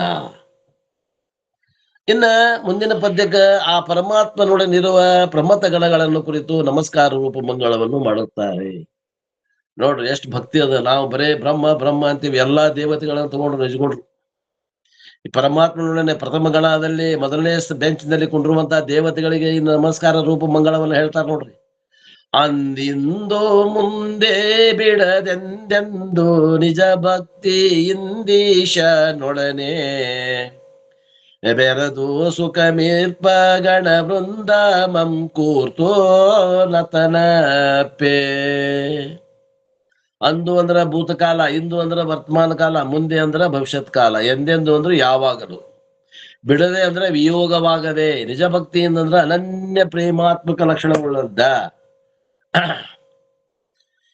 ಈಶ್ವರೊಡನೆ ಅಂದ್ರೆ ಪರಮಾತ್ಮನೊಡನೆ ಬೆರೆತು ಕೂಡಿಕೊಂಡು ಸುಖಮೀರ್ಪ ಆನಂದನಿರುವಂತಹ ಗಣಗಳು ಅಂದ್ರೆ ಪ್ರಮಥರ ಗಣ ವೃಂದವಂ ಸಮೂಹವನ್ನು ಲಕ್ಷಿಸಿ ಕೂರ್ತು ನತನು ಅಂದ್ರೆ ನಮಸ್ಕಾರ ಮಾಡುವಾತನು ಅಪ್ಪೆ ಆಗುತ್ತೇನೆ ಅಂತ ಹೇಳ್ತಾರೆ. ತಾತ್ಪರ್ಯ ಏನ್ರಿ ಹಿಂಗಂದ್ರ? ಭೂತ, ವರ್ತಮಾನ ಮತ್ತು ಭಾವಿ ಈ 3 ಕಾಲಗಳಲ್ಲಿಯೂ ವಿಯೋಗರಾಗದೆ ಯಥಾರ್ಥವಾದ ಭಕ್ತಿಯಿಂದ ಪರಮಾತ್ಮನೊಡನೆ ಐಕ್ಯರಾಗಿ ಸುಖದಿಂದ ಇರುವಂತಹ ಪ್ರಮಥರ ವೃಂದವು ತಮ್ಮಲ್ಲಿರುವ ಭಕ್ತಿ ಮುಕ್ತಿ ಸುಖಗಳನ್ನು ನನಗೆ ಉಂಟು ಮಾಡಲಿ ಎಂದು ಆ ಪ್ರಮಥ ವೃಂದವನ್ನು ಕುರಿತು ನಮಸ್ಕಾರ ಮಾಡುತ್ತೇನೆ. ಶಿಷ್ಯ ಪ್ರಶ್ನೆ ಮಾಡ್ತಾನೆ, ಅಲ್ರಿ ಪ್ರಥಮ ಗಣ ಯಾವಾಗ ಪರಮಾತ್ಮನ ಸ್ವರೂಪವನ್ನು ತಿಳಿದರೋ ಹಾಗೆ ಅವರು ಈಶ್ವರನಿಗೆ ಅಭೇದರಾಗಿರಬಹುದಲ್ಲ, ಅದಕ್ಕಿಂತಲೂ ಪೂರ್ವದಲ್ಲಿ ಅವರು ಪರಮಾತ್ಮಕ್ಕಿಂತ ಭಿನ್ನರಾಗಿ ಇರ್ಲಿಕ್ಕೆ ಬೇಕು. ಹೀಗಿದ್ದು ತ್ರಿಕಾಲದಲ್ಲಿಯೂ ಅಭಿನ್ನರಾಗಿರುವರೆಂದು ಹೇಳುವುದು ಅಸಂಭವವಾಗಿದೆ. ಅಲ್ರಿ ಅದು ದೇವತೆಗಳು ಪರಮಾತ್ಮಗೆ ಅಭಿನ್ನ ಅದಾರ ಅಂತ ಹೇಳುವುದು ಅಸಂಭವ ಆಗ್ತದಲ್ಲ. ಮೊದಲೇನೋ ಅವರು ಪ್ರಥಮ ಗಣದಲ್ಲಿ ಕುಂತಿರ್ತಾರೆ ಅವನ ಎದುರಿಗೆ, ಅವರು ಸ್ವರೂಪ ತಿಳ್ಕೊಂಡ್ರಂದ್ರೆ ಅವರು ಭಗವಂತನ ಸ್ವರೂಪ ಆಗ್ಬಿಡ್ತಾರೆ. ಮತ್ತ ಅವ್ರಿಗೂ ಮೂರೂ ಕಾಲದಲ್ಲಿ ಅಭಿನ್ನರಾಗಿರುವಂತ ಹೇಳುದು ಅಸಂಭವ ಆಗ್ತದಲ್ಲ, ಭಿನ್ನ ಭಿನ್ನ ಅದಾರ ಅಂತ ಹೇಳ್ಬೇಕಾಗ್ತದಲ್ಲ. ಅವಾಗ ಹೇಳ್ತಾರ ಗುರು, ಇಲ್ಲಪ್ಪ ಕಿಂಚಿತ್ತಾದ್ರೂ ನಿಂದು ಹೇಳುವಂತ ಮಾತು ಸಂಭವಿಸುವುದಿಲ್ಲ. ಕಿಂಚಿತ್ತಾದ್ರೂ ಅಸಂಭವವಿಲ್ಲ ಅಂದ್ರೆ ಸಂಭವ ಐತಿ ಅಂತ ಅರ್ಥ. ಹೇಗೆಂದರೆ ಶುಕ್ತಿಯಲ್ಲಿ ರಜತವನ್ನು ಕಂಡು ಇದೇನೆಂದು ವಿಚಾರಿಸುವಾತನಿಗೆ ಶುಕ್ತಿ ಗೋಚರವಾಗಲು ಇದರಲ್ಲಿ ಬೆಳ್ಳಿಯು ಮೊದಲು ಇಲ್ಲ, ಈಗಲೂ ಇಲ್ಲ, ಇನ್ನು ಮುಂದೆಯೂ ಇಲ್ಲ ಎಂಬ ನಿಶ್ಚಯ ಜ್ಞಾನವಾಗುವಂತೆ ನಾನಾರು, ಪರಮಾತ್ಮ ಎಂದರೆ ಯಾರು ಎಂಬ ವಿಚಾರ ಮಾಡಲು ತತ್ವಮಸಿ ಎಂಬ ವಾಕ್ಯದಿಂದ ಶೋಧ ಮಾಡುತ್ತಿರಲಿಕ್ಕೆ ತಾನೇ ಪರಮಾತ್ಮನೆಂಬುದು ಸಾಕ್ಷಾತ್ಕಾರವಾಗುತ್ತದೆ. ಅನಂತರ ನಾನು ಈಗ ಈ ಉಪದೇಶದಿಂದ ಪರಮಾತ್ಮನೇ ಅಭಿನ್ನನಲ್ಲ, ಕಿಂತು ಪೂರ್ವ ಅಜ್ಞಾನ ಅವಸ್ಥೆಯಲ್ಲಿಯೂ ಅಭಿನ್ನನಾಗಿಯೇ ಇದ್ದೆ, ಈಗಲೂ ಅಭಿನ್ನನಾಗಿಯೇ ಇದ್ದೇನೆ, ಮುಂದೆಯಾದರೂ ಅಭಿನ್ನನಾಗಿಯೇ ಇರುತ್ತೇನೆ ಎಂಬ ಜ್ಞಾನೋತ್ತರದಲ್ಲಿ ನಿಶ್ಚಯ ಜ್ಞಾನ ಆಗ್ತದೆ. ಆದ್ದರಿಂದ ತ್ರಿಕಾಲದಲ್ಲಿಯೂ ಪರಮಾತ್ಮನೇ ಬೆರೆತಿರುತ್ತೇವೆಂಬುದು ಜ್ಞಾನಿಗಳಿಗೆ ಅನುಭವ ಸಿದ್ಧವೇ ಆಗಿರುತ್ತದೆ. ಅಲ್ರಿ ಅಜ್ಞಾನ ಕಾಲದಾಗ ಜೀವ ಪರಮಾತ್ಮಕ್ಕಿಂತ ಬೇರೆ ಅದಲ್ಲೇನು? ಇಲ್ಲ, ಅವನ್ ಗೊತ್ತಿಲ್ಲ ಅಷ್ಟೇ, ಅವ ಪರಮಾತ್ಮನ ಅದಾನ ಗೊತ್ತಿಲ್ಲ. ಆದ್ರೆ ಜ್ಞಾನ ಕಾಲದಾಗ ಗೊತ್ತಾಗ್ತದೆ, ಅಷ್ಟೇ ಫರಕ್ ಆಗುದು. ಅವ ಯಾವಾಗಲೂ ಪರಮಾತ್ಮನೊಂದಿಗೆ ಅಭಿನ್ನ ಅದಾನ ಅಂದ್ರೆ ಬೇರೆ ಇಲ್ಲವೇ ಇಲ್ಲ ಅಂತ ಅರ್ಥ.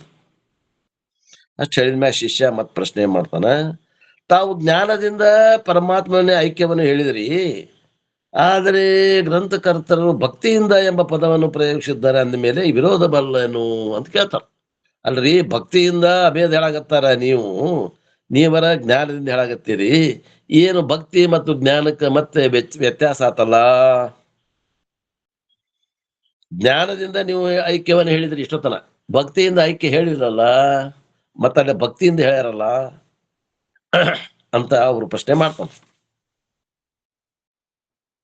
ಅಲ್ಲಿ ಯಾಕಂದ್ರೆ ಅಂದಿಂದು ಮುಂದೆ ಬಿಡದೆ ಎಂದೆಂದು ನಿಜ ಭಕ್ತಿ ಅಂದ್ರಲ್ಲ, ನಿಜ ಜ್ಞಾನ ಅನ್ಬೇಕಾಗಿತ್ತು. ನಿಜಗೊಂಡ್ರು ನಿಜ ಭಕ್ತಿಯಿಂದ ಈಶ್ವರನೇ ಬೆರೆದು ಸುಖಮೀರ್ಪ ಗಣ ವೃಂದ ಮಂ ಕುರಿತು ನತನಪ್ಪೆ ಅಂದ್ರಲ್ಲ, ಜ್ಞಾನದಿಂದ ಹೇಳಾಗತ್ತೀರಿ ನೀವು, ಭಕ್ತಿಯಿಂದ ಹೇಳಿಲ್ಲಲ್ಲ. ಯಾರು ಹೇಳ್ತೀರಿ ಉತ್ತರ? ಭಗವದ್ಗೀತೆ 12ನೇ ಅಧ್ಯಾಯದಾಗ ಭಕ್ತಿ ಯೋಗದಾಗ ಭಕ್ತಿ ಅನ್ನೋ ಶಬ್ದಕ್ಕೆ ಜ್ಞಾನ ಅಂತ ಅರ್ಥ ಮಾಡೇವಿ. ಯಾರಿಗಾರ ಲಕ್ಷ್ಯ ಐತಿ ನೋಡ್ರಿ, ಇವ್ರು ಏನ್ ಹೇಳ್ತಾರೆ ನೋಡೋಣ. ತಾವು ಜ್ಞಾನದಿಂದ ಅಂತ ವಿರೋಧವಲ್ಲವೇ? ಗುರು ಹೇಳ್ತಾರೆ, ಏನೂ ವಿರೋಧ ಇಲ್ಲ. ಯಾಕಂದ್ರೆ ಸರ್ವವೆಲ್ಲವನ್ನು ಚಿದಾತ್ಮ ಭಾವನೆಗಂಡು ಸರ್ವ ಸಮತ್ವದಿಂದಿರೇ ಭಕ್ತಿ ಎಂಬ ಪದ್ಯವನ್ನು ಗ್ರಂಥಕರ್ತರು ಪರಮಾನುಬೋಧೆಯಲ್ಲಿ ಹೇಳಿದ್ದಾರೆ. ಅವರಲ್ಲಿ ಸರ್ವ ಸಮತ್ವಕ್ಕೆ ಭಕ್ತಿ ಎಂದು ಹೇಳಿದ್ದಾರೆ. ಆ ಸರ್ವ ಸಮತ್ವವು ತತ್ವಮಸಿ ಮಹಾವಾಕ್ಯ ವಿಚಾರದಿಂದ ಆಗುತ್ತದೆ ಎಂದು ಸ್ಪಷ್ಟವಾಗಿ ತೋರಿಸಿದ್ದಾರೆ. ಆದ್ದರಿಂದ ಇಲ್ಲಿ ಶಬ್ದಗಳೆರಡಾದರೂ ಅರ್ಥವು ಒಂದೇ ಆಗಿರುತ್ತದೆ, ಆದ್ದರಿಂದ ಯೋಗ್ಯವಿರುತ್ತದೆ. ಧರ್ಮ ಅಂದ್ರೂ ಅದ, ಏನು ಭಕ್ತಿ ಅಂದ್ರು ಅದ, ಜ್ಞಾನ ಅಂದ್ರು ಅದ, ಶಬ್ದ ಮಾತ್ರ ಎರಡು, ಅರ್ಥ ಮಾತ್ರ ಒಂದೇ. ಭಗವದ್ಗೀತೆ ಅರ್ಥವನ್ನ ಇಲ್ಲಿ ಹೇಳಿದ್ರು ನೋಡಿ.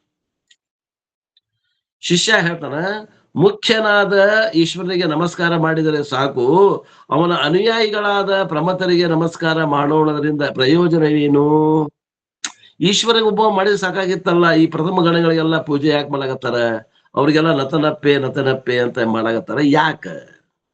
ನೋಡಪ್ಪ, ಅದು ಪ್ರಯೋಜನ ಐತಿ ಅಂತಾರ ಗುರು. ಹೇಳ್ತಾರ ಪ್ರಯೋಜನ ಐತಿ. ಏನು ಪ್ರಯೋಜನವಿಲ್ಲದಿದ್ದರೆ ಸರ್ವಜ್ಞರಾದ ಗ್ರಂಥಕರ್ತರು ನಮಸ್ಕಾರವನ್ನು ಮಾಡುತ್ತಿದ್ದಿಲ್ಲ.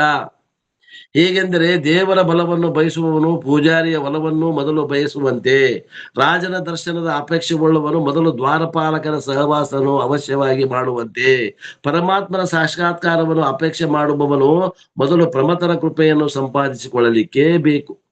ಆದ್ದರಿಂದ ಗ್ರಂಥಕರ್ತರು ಪ್ರಮತ ಬೃಂದವನ್ನು ಕುರಿತು ನಮಸ್ಕಾರ ಮಾಡಿರುತ್ತೇನೆಂದು ಹೇಳಿರುವುದು ಉಚಿತವಾಗಿದೆ. ಹೀಗೆ ಹೇಳುವುದರಿಂದ ಗ್ರಂಥಕರ್ತರು ಪ್ರಮತರ ಆಶೀರ್ವಾದ ದ್ವಾರ ಪರಮಾತ್ಮ ಸ್ವರೂಪವನ್ನು ಸಾಕ್ಷಾತ್ಕಾರ ಮಾಡಿಕೊಳ್ಳುತ್ತಾರೆ ಎಂಬ ಅರ್ಥ ಅಲ್ಲ. ಮತ್ತೇನೆಂದರೆ ಪಾಠಕರು ವಿದ್ಯಾರ್ಥಿಗಳ ಉಸುಗ ತಾವು ಅಕ್ಷರಗಳನ್ನು ತೀಡುತ್ತಿರುವಂತೆ ನಮ್ಮೆಲ್ಲರ ಕಲ್ಯಾಣಕ್ಕಾಗಿ ಅವರು ಹಾಗೆ ಮಂಗಳವನ್ನು ಮಾಡಿರುತ್ತಾರೆ. ಅಥವಾ ಗ್ರಂಥವು ನಿರ್ವಿಘ್ನತೆಯಿಂದ ಪೂರ್ತಿಯಾಗಲಿ ಎಂದು ತಿಳಿದು ಪ್ರಮಥರ ಕೃಪೆಯನ್ನು ಬೇಡಿದ್ದಾರೆ. ಆದ್ದರಿಂದ ಮಂಗಳವು ನಿರ್ದೋಷವಾಗಿರುತ್ತದೆ. ತಪ್ಪಿಲ್ಲ, ನಿರ್ವಿಘ್ನವಾಗಿ ಮುಗಿಲಿ. ಆ ದೇವತೆಗಳ ಬಂದು ನಮಗ ಈ ಗ್ರಂಥವನ್ನ ಮುಗಿಸುವುದರಲ್ಲಿ ಎಡರ ತೊಡರ ಉಂಟು ಮಾಡದೇ ಇರಲಿ, ಅವರ ಅನುಗ್ರಹವನ್ನು ಪಡೆಯೋಣ ಅಂತ ತಿಳ್ಕೊಂಡು ಅವ್ರದ್ದು ಪರ್ಮಿಷನ್ ತೊಗೊಳಗತ್ತೀವಿ, ಅವ್ರಿಗೂ ನಮಸ್ಕಾರ ಮಾಡಾಕತ್ತೀವಿ. ಬಳಿಕ ಮದುಮಗನನ್ನು ಬಿಟ್ಟು ಮದುವೆಗೆ ಹೋದರೆಂಬ ಗಾದೆಯಂತೆ ಬ್ರಹ್ಮ ಅಭಿನ್ನವಾದ ಪ್ರತ್ಯೇಗಾತ್ಮನನ್ನು ಮರೆತು ಏನು ಮಾಡಿದರೂ ವ್ಯರ್ಥವೆಂಬ ಅಭಿಪ್ರಾಯವುಳ್ಳವರಾಗಿ ಪ್ರತ್ಯೇಗಾತ್ಮನ ಮಂಗಳವನ್ನು ಮಾಡುತ್ತಾರೆ. ಈಗ ಈ ಶರೀರದಲ್ಲಿ ಸಾಕ್ಷಿ ಚೇತನದಲ್ಲ ಪ್ರತ್ಯೇಗಾತ್ಮ ಅಂತ, ಆ ನಮ್ಮ ಶರೀರದಲ್ಲಿ ಇದ್ದಂತ ಪ್ರತ್ಯೇಗಾತ್ಮನ ಮಂಗಳವನ್ನು ಮಾಡುತ್ತಾರೆ. ಕೇಳ್ರಿ, ಇದಕ್ಕೆ ಮೇಲಿಲ್ಲವೆಂಬುದು ತಾನದಾವ ಸುಖವದನೊಮ್ಮೆ ತನ್ನ ಅರಿದೋಡ್ವಲಿ ದೀವಾತ್ಮ ಪದವೆನ್ನ ಮಾನಸದೊಳಿರ್ಕೆ ಅಂತಾರಪ್ಪವರು. ಇದಕ್ಕೆ ಮೇಲಿಲ್ಲವೆಂಬುದು ಅಂದ್ರೆ ಇದಕ್ಕಂದ್ರೆ ಈಗ ಹೇಳುವುದಕ್ಕಿಂತಲೂ ಹೆಚ್ಚಿನದು ಎಂಬುದು ಅನ್ನುವಂಥದ್ದು ಯಾವುದೂ ಇಲ್ಲ.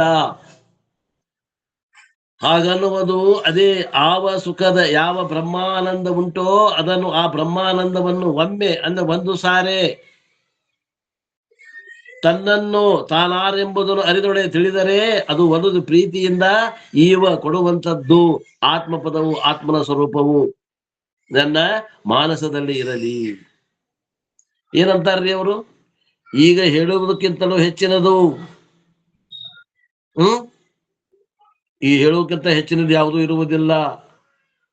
ಅದು ಯಾವುದು? ಅದು ಬ್ರಹ್ಮಾನಂದ ಉಂಟು. ಆ ಬ್ರಹ್ಮಾನಂದವನ್ನು ಒಂದು ಸಾರಿ ತಾನಾರೆ ಎಂದು ತಿಳಿದುಕೊಂಡ್ರೆ ಅದು ಆಗ್ತದೆ, ಆ ಬ್ರಹ್ಮಾನಂದ ಆಗ್ತದೆ. ಒಂದು ಸಾರಿ ನೀವು ನಾನು ಯಾರಂತ ತಿಳಿದಿದ್ದಾದ್ರೆ ಆ ಬ್ರಹ್ಮಾನಂದ ನಿಮಗೆ ಸಿಕ್ಬಿಡ್ತದೆ. ಅದು ಒಲಿದು ಇವ ಅಂದ್ರೆ ಪ್ರೀತಿಯಿಂದ ಕೊಡುವಂತಹದ್ದು ಆ ಆತ್ಮ ಸ್ವರೂಪವು ನನ್ನ ಮಾನಸದೊಳಗೆ ಇರ್ಲಿ, ನನ್ನ ಮನಸ್ಸಿನಲ್ಲಿ ಇರ್ಲಿ ಅಂತಾರ ತಾತ್ಪರ್ಯ ಹೇಳ್ತಾರೆ ನೋಡ್ರಿ. ಜಗತ್ತಿನಲ್ಲಿ ಆತ್ಮಲಾಭಕ್ಕಿಂತ ಶ್ರೇಷ್ಠವಾದ ಲಾಭ ಯಾವುದೂ ಇಲ್ಲ. ಆತ್ಮಲಾಭ ಪರಂ ಲಾಭೋ ನ ವಿದ್ಯತೆ ಅಂತ ಬ್ರಹ್ಮಗ ಅಭಿನ್ನ. ಬ್ರಹ್ಮಾಭಿನ್ನ ಅಂದ್ರೇನು? ಬ್ರಹ್ಮಗ ಅಭಿನ್ನ ಅಂದ್ರೆ ಬ್ರಹ್ಮನೇ, ಬ್ರಹ್ಮನ ಸ್ವರೂಪವೇ ಆದಂತ ಪ್ರತ್ಯೇಗಾತ್ಮ ಸ್ವರೂಪವನ್ನು ಸಾಕ್ಷಾತ್ಕಾರ ಮಾಡಿಕೊಂಡರೆ ಅಖಂಡ ಆನಂದವು ಪ್ರಾಪ್ತವಾಗುತ್ತದೆ. ಈ ಪ್ರತ್ಯೇಗಾತ್ಮನ ಸಾಕ್ಷಾತ್ಕಾರ ನಾವೇನಂತೀವಿ? ಪರಮಾತ್ಮನ ಸಾಕ್ಷಾತ್ಕಾರ ಅಂತೀವಿ. ಪ್ರತ್ಯೇಗಾತ್ಮ ಮತ್ತು ಭಗವಂತ ಬೇರೆ ಬೇರೆ ಅಲ್ಲ, ಅಭಿನ್ನದ. ಬ್ರಹ್ಮ ಅಭಿನ್ನ ಪ್ರತ್ಯೇಗಾತ್ಮ ಸ್ವರೂಪವನ್ನು ಸಾಕ್ಷಾತ್ಕಾರ ಮಾಡಿಕೊಂಡರೆ ಅಖಂಡ ಆನಂದವು ಪ್ರಾಪ್ತವಾಗುತ್ತದೆ. ವಿಚಾರ ಮಾಡ್ಬೇಕು. ದೇಹವೇ ನಾನಂತ ತಿಳಿದವರು ದೇಹ ನಾನಲ್ಲ ಅಂತ ಬಿಟ್ಕೊಂತ ಹೋಗಿ ಅನ್ನಮಯ ಕೋಶ, ಪ್ರಾಣಮಯ ಕೋಶ, ಮನೋಮಯ ಕೋಶ, ವಿಜ್ಞಾನಮಯ ಕೋಶ, ಆನಂದಮಯಕ್ಕೂ ಅಧಿಷ್ಠಾನವಾಗಿರುವ ಈ ಒಂದು ಪ್ರತ್ಯೇಗಾತ್ಮ ಸ್ವರೂಪವನ್ನ ಅದನ್ನ ಸಾಕ್ಷಾತ್ಕಾರ ಮಾಡಿಕೊಂಡ್ರೆ ಏನಾಗ್ತದೆ ಅಂದ್ರೆ ಅಖಂಡವಾದಂತ ಆನಂದ ಪ್ರಾಪ್ತಿ ಆಗ್ತದೆ. ಆ ಅಖಂಡವಾದ ಆನಂದದಲ್ಲಿ ಖಂಡಾನಂದಗಳೆಲ್ಲವೂ ಅಂತರ್ಭೂತಗಳಾಗ್ಯಾವ. ಎಲ್ಲ ಖಂಡ ಬೇರೆ ಬೇರೆ ಆನಂದಗಳು ಎಲ್ಲ ಅಖಂಡ ಆನಂದದಲ್ಲಿ ಖಂಡ ಆನಂದಗಳು ಅವು ಸಮ್ಮಿಳಿತವಾಗಿವೆ, ಅಂತರ್ಭೂತವಾಗಿವೆ. ಆದ್ದರಿಂದ ತನ್ನ ಲಾಭಕ್ಕಿಂತಲೂ ಬೇರೊಂದು ಲಾಭವಿಲ್ಲ ಅಂದ್ರೆ ಆತ್ಮ ಲಾಭಕ್ಕಿಂತ ಬೇರೆ ಒಂದು ಲಾಭ ಇಲ್ಲ. ನೋಡ್ರಿ, ನಾವೆಲ್ಲ ಸಣ್ಣ ಸಣ್ಣ ವಿಷಯ ಕಾಶಿ ಮಾಡಾಕತ್ತೇವಿ. ಜ್ಞಾನಿ ಆತ್ಮ ಲಾಭಕ್ಕಾಗಿ ಹಪಹಪಿಸ್ತಾ ಇದ್ದಾನೆ. ಆತ್ಮ ಲಾಭಕ್ಕಿಂತ ಶ್ರೇಷ್ಠ ಲಾಭ ಇಲ್ಲ. ಒಮ್ಮೆ ಆತ್ಮ ಲಾಭ ಅಂತಂದ್ರೆ ಎಲ್ಲವನ್ನು ಪಡೆದಂತೆ, ಎಲ್ಲವನ್ನು ಆಸ್ತಿ, ಎಲ್ಲ ಆಸ್ತಿ ಅಂತಸ್ತು ನಾವು ರೊಕ್ಕ ಮಾಡ್ಬೇಕಂತೇವಲ್ಲ, ಆತ್ಮ ಲಾಭ ಮಾಡಿಬಿಟ್ಟಿವಂದ್ರೆ ಆತ್ಮ ಸಾಕ್ಷಾತ್ಕಾರ ಅಂತಂದ್ರೆ ರೊಕ್ಕನೂ ನಮ್ ಕಡೆನೇ ಇದ್ದಂಗನೆ, ಸಂಪತ್ತು ನಮ್ ಕಡೆ ಇದ್ದಂಗ, ಹೊಲಾನು ನಮ್ ಕಡೆ ಇದ್ದಂಗ. ಆ ಅಂತ ಆತ್ಮ ಸ್ವರೂಪ ಯಾವಾಗಲೂ ನನ್ನ ಮನಸ್ಸಿನಲ್ಲಿ ಸ್ಮೃತಿ ರೂಪದಿಂದ ಇರಲಿ ಎಂಬ ಒಂದು ಆಶೀರ್ವಾದ ರೂಪವನ್ನು ಮಂಗಳ ಮಾಡುತ್ತಾರೆ. ಶಿಷ್ಯ ಅಂತಾನ ಅಲ್ರಿ, ಎಲ್ಲಾ ಲಾಭಗಳಿಗಿಂತ ಆತ್ಮಲಾಭ ಶ್ರೇಷ್ಠ ಅಂತ ಹೇಳಿದ್ರಿ. ಸರ್ವರು ಆತ್ಮಲಾಭಕ್ಕಾಗಿ ಯತ್ನ ಮಾಡ್ತಿರ್ಬೇಕಾಗಿತ್ತಲ್ಲ, ಆತ್ಮಲಾಭಕ್ಕೆ ಪ್ರಯತ್ನ ಮಾಡೋರು ಯಾರು ಕಾಣುವಲ್ರು. ಜಗತ್ನಾಗೆಲ್ಲಾ ಮಂದಿ ರೊಕ್ಕ, ರೂಪಾಯಿ, ಅಂತಸ್ತು, ಐಶ್ವರ್ಯ, ಹೊಲ, ಮನಿ ಏನೇನು ಮಾಡಿ ಹಗಲಿ ರಾತ್ರಿ ಗಂಟ್ ಹಾಕಿ ಹಾಕಿ ರೊಕ್ಕ ಮಾಡಾಕ ಬೆನ್ನ ಹತ್ಯಾರ ಹೊರ್ತು ಯಾರು ಆತ್ಮಲಾಭಕ್ಕೆ ಪ್ರಯತ್ನ ಮಾಡೋರು ಕಾಣುವಲ್ರ ನಮಗ. ನೀವ್ ಹೇಳಿದ ಖರೆ ಆತಂದ್ರೆ ಎಲ್ಲರೂ ಆತ್ಮಲಾಭಕ್ಕೆ ಪ್ರಯತ್ನ ಮಾಡುವ ಕಾಣ್ಬೇಕಾಗಿತ್ತು. ಎಡಕ್ಕ ಬಲಕ್ಕ ಮ್ಯಾಗ ಹಿಂದ ಮುಂದ ಯಾರದಾರ ಜನ ಎಲ್ಲರೂ ಆತ್ಮಲಾಭಕ್ಕೆ ಪ್ರಯತ್ನ ಮಾಡ್ಬೇಕಾಗಿತ್ತಲ್ಲ. ಹೆಂಗೈತ್ ನೋಡ್ರಿ ಪ್ರಶ್ನೆ. ಆದರೆ ಜಗತ್ತಿನಲ್ಲಿ ಒಬ್ಬಿಬ್ಬರು ಮಾತ್ರ ಆತ್ಮಲಾಭದಲ್ಲಿ ಪ್ರವರ್ತಿಸುವುದು ಕಂಡು ಬಂದಿದೆ. ಎಲ್ಲೇ ಒಬ್ರು ಸಿದ್ಧಾರೂಢರು, ಎಲ್ಲೇ ಒಬ್ರು ಗುರುನಾಥಾರೂಢರು, ಎಲ್ಲೇ ಒಬ್ಬ ಸ್ವಾಮಿ ವಿವೇಕಾನಂದರು, ಎಲ್ಲೇ ಒಬ್ಬ ನಿಜಗುಂಡ್ರು, ಟಳಕ ಟಳಕ ಟಳಕ ಎಲ್ಲೋ ಒಬ್ರು ಇಬ್ರು ಪ್ರಯತ್ನ ಮಾಡಿ ಅದ್ರಾಗ ಯಶಸ್ಸನ್ನು ಕಂಡಾರ. ನಾವೊಂದು ನೋಡಾಕತ್ತೀವಿ ಜಗತ್ನಾಗ ಎಲ್ಲರೂ ಹೊಲ ಮನಿ ಆಸ್ತಿ ಬ್ಯಾಂಕ್ ಬ್ಯಾಲೆನ್ಸ್ ಹಾರ ತುರ ಇವನ್ನ ಗಳಸಾಕ ಬೆನ್ ಹತ್ಯಾರ ಹಗಲಿ ರಾತ್ರಿ. ನೀವಂತೀರಿ ಇದ ನಿಜವಾದ ಸಂಪತ್ತು ಅಂತೀರಿ, ಮತ್ತ ಮಂದಿ ದುಡ್ಡು ರೂಪಾಯಿದಾಗ ಹುಡುಕಾಕತ್ತಾರ. ಹಿಂಗ್ಯಾಕ್ರಿ ಇದು? ಅನೇಕ ಜನರು ಅನ್ಯ ಲಾಭಗಳಲ್ಲಿ ತೊಡಗಿದ್ದಾರೆ. ಆದ್ದರಿಂದ ಪ್ರತ್ಯಕ್ಷವಾಗಿ ವಿಚಾರ ಮಾಡಿದರೆ ಆತ್ಮಲಾಭವೇ ಶ್ರೇಷ್ಠವೆಂಬುದು ಅಯೋಗ್ಯವಾಗಿರುತ್ತದೆ ಎಂದು ತಿಳಿದು ಬರುತ್ತದೆ ಗುರುಗಳೇ. ನಮಗ ಯಾಕೋ ಪಟಾಯಿಸಬಾರ್ದು ನೀವು ಹೇಳೋ ಮಾತು ಅಂತ ಉತ್ತರ ಹೇಳ್ತಾರ ನೋಡ್ರಿ ಗುರುಗಳು. ಕಣ್ಣಿಗೆ ಕಾಣುವುದು ನಿಜವೆಂದು ನಾವು ಹೇಳುವುದಿಲ್ಲ. ಕಣ್ಣಿಗೆ ಏನ್ ಕಾಣ್ತೈತಿ ಅದು ಖರೆ ಅಂತ ನಾವು ಹೇಳುದಿಲ್ಲಪ್ಪ. ಅದು ವಿಪರೀತವಾಗಿಯೂ ಇರಬಹುದು. ಕಣ್ಣಿಗೆ ಕಂಡಿದ್ದು ಅದು ಸುಳ್ಳಿದ್ರು ಇರಬಹುದು ಅಂತ, ನಿಜ ಇಲ್ಲ ಅಂತ ಅರ್ಥ. ಆದರೆ ಶ್ರುತಿ ಗುರುಗಳ ಮಾತು ನಿಜವಾಗಿ ಇರುತ್ತವೆ. ಮತ್ ನೋಡ್ರಿ ಮತ್ ಶ್ರುತಿ ಮಾತು ಹೇಗೆಂದರೆ ಏಲೋಕ ಪರಲೋಕ ಭೋಗಾದಿಗಳ ಲಾಭವು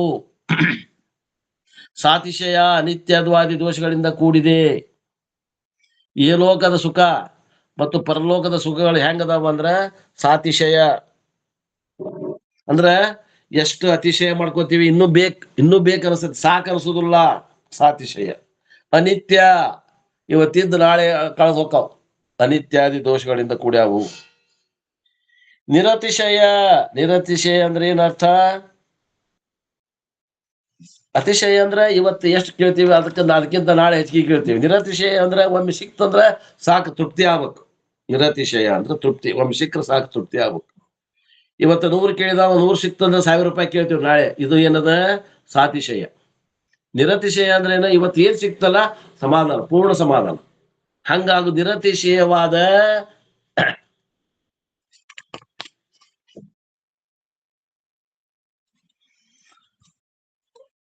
ಮತ್ತೆ ಇನ್ನೊಂದು ಅರ್ಥ ಇಲ್ಲಿ ನಿರತಿಶಯವಾದ ಅಂದ್ರೆ ಯಾವ್ದು ಬದಲಾವಣೆ ಆಗೋದಿಲ್ಲ ಅದಕ್ಕೆ ನಿರತಿಶಯ ಅಂತಾರೆ. ಸಾತಿಶಯ ಅಂದ್ರೆ ಯಾವ್ದು ಬದಲಾವಣೆ ಆಗ್ತೈತಿ ಅದು. ನಾವು ಬದಲಾವಣೆ ಆಗದೇ ಇರುವಂತ ತತ್ವ ಬೇಕಾಗಿದೆ. ಆತ್ಮಾನಂದವು ಅದು ನಿತ್ಯವಾಗಿರುತ್ತದೆ. ಯಾವುದು ಬದಲಾವಣೆ ಆಗುವುದಿಲ್ಲ ಆ ಆತ್ಮಾನಂದ ಅದು ನಿತ್ಯವಾಗಿರುತ್ತದೆ. ಅನಿತ್ಯ ಲಾಭಗಳಿಗಿಂತಲೂ ನಿತ್ಯಾನಂದ ಲಾಭವು ಶ್ರೇಷ್ಠವಲ್ಲವೇ ಏನ್ರಿ? ಅನಿತ್ಯವಾದ ಲಾಭಗಳಿಗಿಂತಲೂ ನಿತ್ಯವಾದ ಆನಂದವು ಲಾಭ ಶ್ರೇಷ್ಠ ಅಲ್ಲವೇ? ಹೌದು. ಹೀಗಿದ್ದರೂ ಜನರು ನಿತ್ಯಾತ್ಮ ಲಾಭವನ್ನು ತೊರೆದು ಅನಿತ್ಯ ಲಾಭಗಳಲ್ಲಿ ತೊಳೆಯುವುದರಲ್ಲಿ ಆವಿಷ್ಯ ಕಳೆಯುತ್ತಿದ್ದಾರೆ. ಅವರ ಅಜ್ಞಾನವೇ ಅದಕ್ಕೆ ಕಾರಣವಲ್ಲದೆ ಬೇರೆ ಏನು ಉಂಟು? ಅಜ್ಞಾನಿಗಳದಾರ, ಗೊತ್ತಿಲ್ಲ, ಎಲ್ಲಿ ಹುಡುಕ್ಬೇಕು ಗೊತ್ತಿಲ್ಲ. ಸೂಜಿ ಹುಡುಕಾಗತ್ತಾಳ ಮುದುಕಿ, ಎಲ್ಲಿ ಹುಡುಕಾಗತ್ತಾಳ? ಕಳ್ಕೊಂಡಾಳೆ, ಎಲ್ಲಿ? ಗುಡ್ಸಲ್ದಾಗ ಕಳ್ಕೊಂಡ. ಕತ್ತಲ್ದಾಗ ಕಳ್ಕೊಂಡು ಬೆಳಕಿನಾಗ ಹುಡ್ಕ್ಯಾಡ ಹತ್ತಾರ. 4 ಮಂದಿ ಹೇಳಿದ್ರು, ಏನ್ ಎಲ್ಲಿ ಕಳ್ಕೊಂಡಿವೆ? ಏನ್ ಕಳ್ಕೊಂಡಿವೆ? ಹುಡುಕಾಗತ್ತಿದೆ. ಯಪ್ಪ ಸೂಜಿ ಕಳ್ಕೊಂಡೇನಿ. ಎಲ್ಲಿ ಕಳ್ಕೊಂಡಿ? ಗುಡ್ಸಲ್ದಾಗ ಕಳ್ಕೊಂಡೇನಿ. ಅಲ್ಲ ನಿಮ್ಮ ಅವನ ಬೆಳಕ್ನಾಗ ಹುಡುಕ್ಬೇ ಅಂದ್ ಯಾವನೋ ಒಬ್ಬ. ಬೆಳಕ್ನಾಗ ಹುಡುಕಂದ್ರೇನು? ಬೆಳಕು ಅಲ್ಲೇ ಮಾಡಿ, ಎಲ್ಲಿ ಕತ್ತಲ್ದಾಗ ಕಳ್ಕೊಂಡಿ, ಕತ್ತಲ್ದಾಗ ಎಲ್ಲಿ ಕಳ್ಕೊಂಡಿ ಅಲ್ಲ ಆ ಗುಡ್ಸಲ್ದಾಗ ಅಲ್ಲೇ ಬೆಳಕು ಮಾಡಿ ಹುಡುಕು ಅಂತ ಅವಲ್ಲ ಅಂದ. ಬೆಳಕ್ ಮಾಡ್ಕೊಂಡು ಹುಡುಕು ಅಂದ್ ನಾವು. ಈಕೆ ಟ್ಯೂಬ್ಲೈಟಿನ ಬೆಳಕು ಕಾರ್ಪೊರೇಷನ್ ಲೈಟ್ನಾಗ ಹುಡುಕಾಗತ್ತ. ಮತ್ತೊಬ್ಬ ಹೊಂಟಿದ್ದ, ಏನ್ ಹುಡುಕಾಗತ್ತೀವಿ? ಸೂಜಿ ಹುಡುಕಾಗತ್ತೀನಿ ಅಪ್ಪ. ಹೌದೇನ? ಎಲ್ಲಿ ಕಳ್ಕೊಂಡಿದ್ದಿ? ಗುಡ್ಸಲ್ದಾಗ ಕಳ್ಕೊಂಡಿದ್ದೆ. ನಿಮ್ಮ ಏನ್ವೇ ಎಲ್ಲಿ ಕಳ್ಕೊಂಡಿ? ಅಲ್ಲಿ ಬೆಳಕು ಮಾಡಿ ಹುಡುಕು ಅಂದ್ ನಾವು. ಅಲ್ಲಿ ಕತ್ಲಿದ್ರ ಅಲ್ಲಿ ಬೆಳಕು ಮಾಡಿ ಹುಡುಕು, ಸಿಗ್ತದೆ ನೀನು ಸೂಜಿ. ಕಳ್ಕೊಂಡಲ್ಲಿ ಬಿಟ್ಟು ಬೆಳಕಿದ್ದಲ್ಲಿ ಹುಡುಕಾಗತ್ತಿಯಲ್ಲ, ಕತ್ಲಿದ್ದಲ್ಲಿ ಬೆಳಕು ಮಾಡಿ ಹುಡುಕು. ಹಂಗಾರೆ ಎಲ್ಲದ ಕತ್ಲ? ನಮ್ಮೊಳಗ ಅಂತಃಕರಣದಾಗ ಕತ್ಲದ. ಆ ಅಂತಃಕರಣದಾಗ ಬೆಳಕು ಮಾಡಿ ಹುಡುಕು, ಅವಾಗ ನಿನ್ನ ಸೂಜಿ ಸಿಗ್ತದ, ಅವಾಗ ನಿಮ್ಮ ಆತ್ಮ ಸಿಗ್ತದ. ನಾವೇನ್ ಮಾಡಾಕತ್ತೀವಿ ಅಂದ್ರ ವಾಚಾರ್ಥದಾಗ ಹೊಂಟೇವಿ, ಲಕ್ಷಾರ್ಥ ಗೊತ್ತಿಲ್ಲ ನಾವು. ಎಲ್ಲರೂ ಲಕ್ಷಾರ್ಥದಾಗ ಐತಿ ಶಾಸ್ತ್ರ, ವಾಚಾರ್ಥದಾಗಿಲ್ಲ. ಇದಕ್ಕೇನು ಕಾರಣ? ಅಜ್ಞಾನವೇ ಕಾರಣ. ಈ ಅಜ್ಞಾನಿ ಜನರ ಪ್ರವೃತ್ತಿಯನ್ನು ಲಕ್ಷಿಸಿ ಆತ್ಮಲಾಭವು ಶ್ರೇಷ್ಠವಲ್ಲವೆಂದು ಹೇಳಲಿಕ್ಕೆ ಆದೀತೇನು? ಎಂದಿಗೂ ಆಗದು. ಇದಕ್ಕೆ ಕಾರಣವೇನೆಂದ್ರೆ ಬ್ರಹ್ಮನು ಇಂದ್ರಿಯಗಳನ್ನು ಬಹಿರ್ಮುಖವಾಗಿ ರಕ್ಷಿಸಿದ್ದಾನೆ ಎಂಬ ಶ್ರುತಿ ಉಂಟು. ಎಲ್ಲಿ ಬಂದೈತ್ರಿ ಶ್ರುತಿ ಇದು? ಬ್ರಹ್ಮನು ಇಂದ್ರಿಯಗಳನ್ನು ಬಹಿರ್ಮುಖವಾಗಿ ರಚಿಸಿದ್ದಾನೆ ಎಂಬ ಶ್ರುತಿ ಎಲ್ಲಿ ಬಂದದ? ಕಠೋಪನಿಷತ್ತು. ಜಾಣ. ಅದಕ್ಕೆ ಉಪನಿಷತ್ಗಳನ್ನ ಅಭ್ಯಾಸ ಮಾಡ್ತಾರ. ಉಪನಿಷತ್ತಿನ ಸುತ್ತಮುತ್ತಲನ್ನ ಇವನು ಹೇಳದಾರ ಗ್ರಂಥಗಳನ್ನು. ಬರೀ 5 ಉಪನಿಷತ್ ಮಾಡೇವಿ, ಇಷ್ಟೆಲ್ಲ ನಮಗ ತಿಳಿಲಿಕ್ಕೆ ಅನುಕೂಲ ಆಗ್ತದೆ. ಉಪನಿಷತ್ಗಳ ಅಭ್ಯಾಸ ಮಾಡಿಲ್ಲ ಅಂದವ್ರಿಗೆ ಏನಾಗ್ತದ? ಎಲ್ಲ ಕಬ್ಬಿಣದ ಕಡೆ ಅನಿಸ್ಕೋತದ. ಆದ್ದರಿಂದ ಸಕಲ ಜೀವಿಗಳು ಇಂದ್ರಿಯಗಳನ್ನೇ ಗೋಚರವಾದ ವಿಷಯದಲ್ಲಿಯೇ ಸುಖ ಉಂಟೆಂಬ ಬುದ್ಧಿಯಿಂದ ಅನಾತ್ಮ ಅನಿತ್ಯಗಳಾದ ಇಹಪರ ಭೋಗಗಳನ್ನು ಬಯಸುತ್ತಾರೆ. ಯಾವಾಗ ಒಬ್ಬ ಧೀರನಾದ ಪುರುಷನು ಈ ನಿತ್ಯ ಅನಿತ್ಯ ವಿಚಾರವನ್ನು ಮಾಡಿ ಈ ಅನಿತ್ಯ ಭೋಗಗಳಿಂದ ನಿವೃತ್ತನಾಗಿ ನಿತ್ಯವಾದ ಆತ್ಮಲಾಭವನ್ನು ಮಾಡಿಕೊಂಡು ಕೃತಾರ್ಥನಾಗುತ್ತಾನೆ. ಆದ್ದರಿಂದ ಗ್ರಂಥಕರ್ತರು ಕೈವಲ್ಯ ಪದ್ಧತಿಯಲ್ಲಿ ಮನುಷ್ಯ ಕುಲದ ಜನನದ ಲಾಭವಾಗುವುದು ಅಂದರೆ ಆಲಾರ್ ಎಂದು ತಿಳಿಯುವುದು ಎಂದು ಹೇಳಿದ್ದಾರೆ. ಇದು ಬಂದದ್ ನೋಡ್ರಿ, ನೀತಿ ಕ್ರಿಯಾಸ್ಥಳ ಬಂದಿರ್ಬೇಕು. ಯಾವುದು ದೊಡ್ಡದಿರುವುದೋ ಅದೇ ಸುಖವಾಗಿರುವುದು, ಅಲ್ಪದರಲ್ಲಿ ಸುಖವಿಲ್ಲ ಹೀಗೆಂದು ಶ್ರುತಿ ಉಂಟು. ನಾಲ್ಪೆ ಸುಖಮಸ್ತಿ ಹಿಂಗಂದು ಶ್ರುತಿಯ ಉಂಟು. ಚಾಂದೋಗ್ಯ ಉಪನಿಷತ್ತಾಗಿ ಇರ್ಬೇಕು ಮಂತ್ರ. ಆದ್ದರಿಂದ ನಿತ್ಯ ನಿರತಿಶಯವಾದ ವ್ಯಾಪಕವಾದ ಆತ್ಮಸ್ವರೂಪ ಒಂದು ಉಂಟು. ಇದಕ್ಕಿಂತಲೂ ದೊಡ್ಡವಾದದ್ದು ಯಾವುದೂ ಇಲ್ಲ. ಆದ್ದರಿಂದ ಈ ಆತ್ಮ ಲಾಭಕ್ಕಿಂತಲೂ ಬೇರೆ ಲಾಭವಿಲ್ಲವೆಂದು ಹೇಳುವುದು ಯೋಗ್ಯವಾಗಿರುತ್ತದೆ. ಮತ್ತು ಬ್ರಹ್ಮ ವಿದ್ಯೆಗಿಂತಲೂ ಹೆಚ್ಚಿನದಾದ ವಿದ್ಯೆಯಾದರೂ ಜಗತ್ತಿನಲ್ಲಿ ಬೇರೆ ಯಾವುದೂ ಇಲ್ಲ. ಈ ಸಾಫ್ಟ್ವೇರ್ ಇಂಜಿನಿಯರ್ ಆಗ್ಯಾನ್ರಿ, ನಮ್ಮ ಹುಡುಗ ಡಾಕ್ಟರ್ ಆಗ್ಯಾನ. ಬ್ರಹ್ಮ ವಿದ್ಯೆ ಮುಂದೆ ಜೀರೋ ಅವೆಲ್ಲ. ಈ ಆತ್ಮಸ್ವರೂಪ ಇಂದ್ರಿಯಗಳಿಗೆ ಅವೇದ್ಯವಾಗಿರುವುದರಿಂದ ಈ ಆತ್ಮಸ್ವರೂಪ ಕಣ್ಣು, ಕಿವಿ, ಮೂಗು, ನಾಲಿಗೆ, ಚರ್ಮ 5 ಜ್ಞಾನೇಂದ್ರಿಯೊಳಗ ಅವೇದ್ಯ ತಿಳಿಲಿಕ್ಕೆ ಬರುವುದಿಲ್ಲ. ಆದ್ದರಿಂದ ಬುದ್ಧಿಯಿಂದಲೂ ಕೂಡ ಗ್ರಹಿಸಲಿಕ್ಕೆ ಬಾರದ್ದರಿಂದ ಗುರುಶಾಸ್ತ್ರಗಳ ಉಪದೇಶ ಮಾಡಿದರೂ ಯಾರೋ ಒಬ್ಬ ಅಧಿಕಾರಿಗಳಾದ ಒಬ್ಬಿಬ್ರು ಆತ್ಮಲಾಭದಲ್ಲಿ ತೊಡಗಿರುವುದು ಯೋಗ್ಯವೇ ಇದೆ. ಕಣ್ಣಿಗೆ ಕಾಣೋದಿಲ್ಲ, ಕಿವಿಗೆ ಕೇಳೋದಿಲ್ಲ ಅಂತ ತಿಳ್ಕೊಂಡು ಬಹಳ ಮಂದಿ ಇದು ಏನ್ ಬಿಡಪ್ಪ ತಿಳಿಲಾರ ವಿಷಯ ಅಂತ ಕೈ ಬಿಟ್ಬಿಟ್ಟಾರ. ಯಾರೋ ಒಬ್ರು ಇಬ್ರು ಪ್ರಯತ್ನವಾದಿಗಳು ಏನದಾರ ಗುರುಶಾಸ್ತ್ರ ಉಪದೇಶ ಮಾಡಿಕೊಂಡವರು ಇದನ್ನು ತಿಳಿಲಿಕ್ಕೆ ಸಮರ್ಥರಾಗ್ಯಾರ. ಆದ್ದರಿಂದ ಅನ್ಯ ಲಾಭಗಳಿಗಿಂತಲೂ ಆತ್ಮಲಾಭವು ಶ್ರೇಷ್ಠವೆಂದು ಹೇಳುತ್ತದೆ. ಈ ಒಂದು ಅರ್ಥಕ್ಕೆ ಶ್ರೀಮತ್ ಸುರೇಶ್ವರಾಚಾರ್ಯರ ಶ್ಲೋಕವು ಪ್ರಮಾಣವಾಗಿರುತ್ತದೆ. ಮಂಡನ ಮಿಶ್ರ ಮುಂದೆ ಅವರ ಏನಾಗ್ತಾರ? ಸುರೇಶ್ವರಾಚಾರ್ಯರಾಗ್ತಾರ, ಶಂಕರಾಚಾರ್ಯರ ಶಿಷ್ಯರು. ಅವ್ರೇನ್ ಹೇಳ್ತಾರ?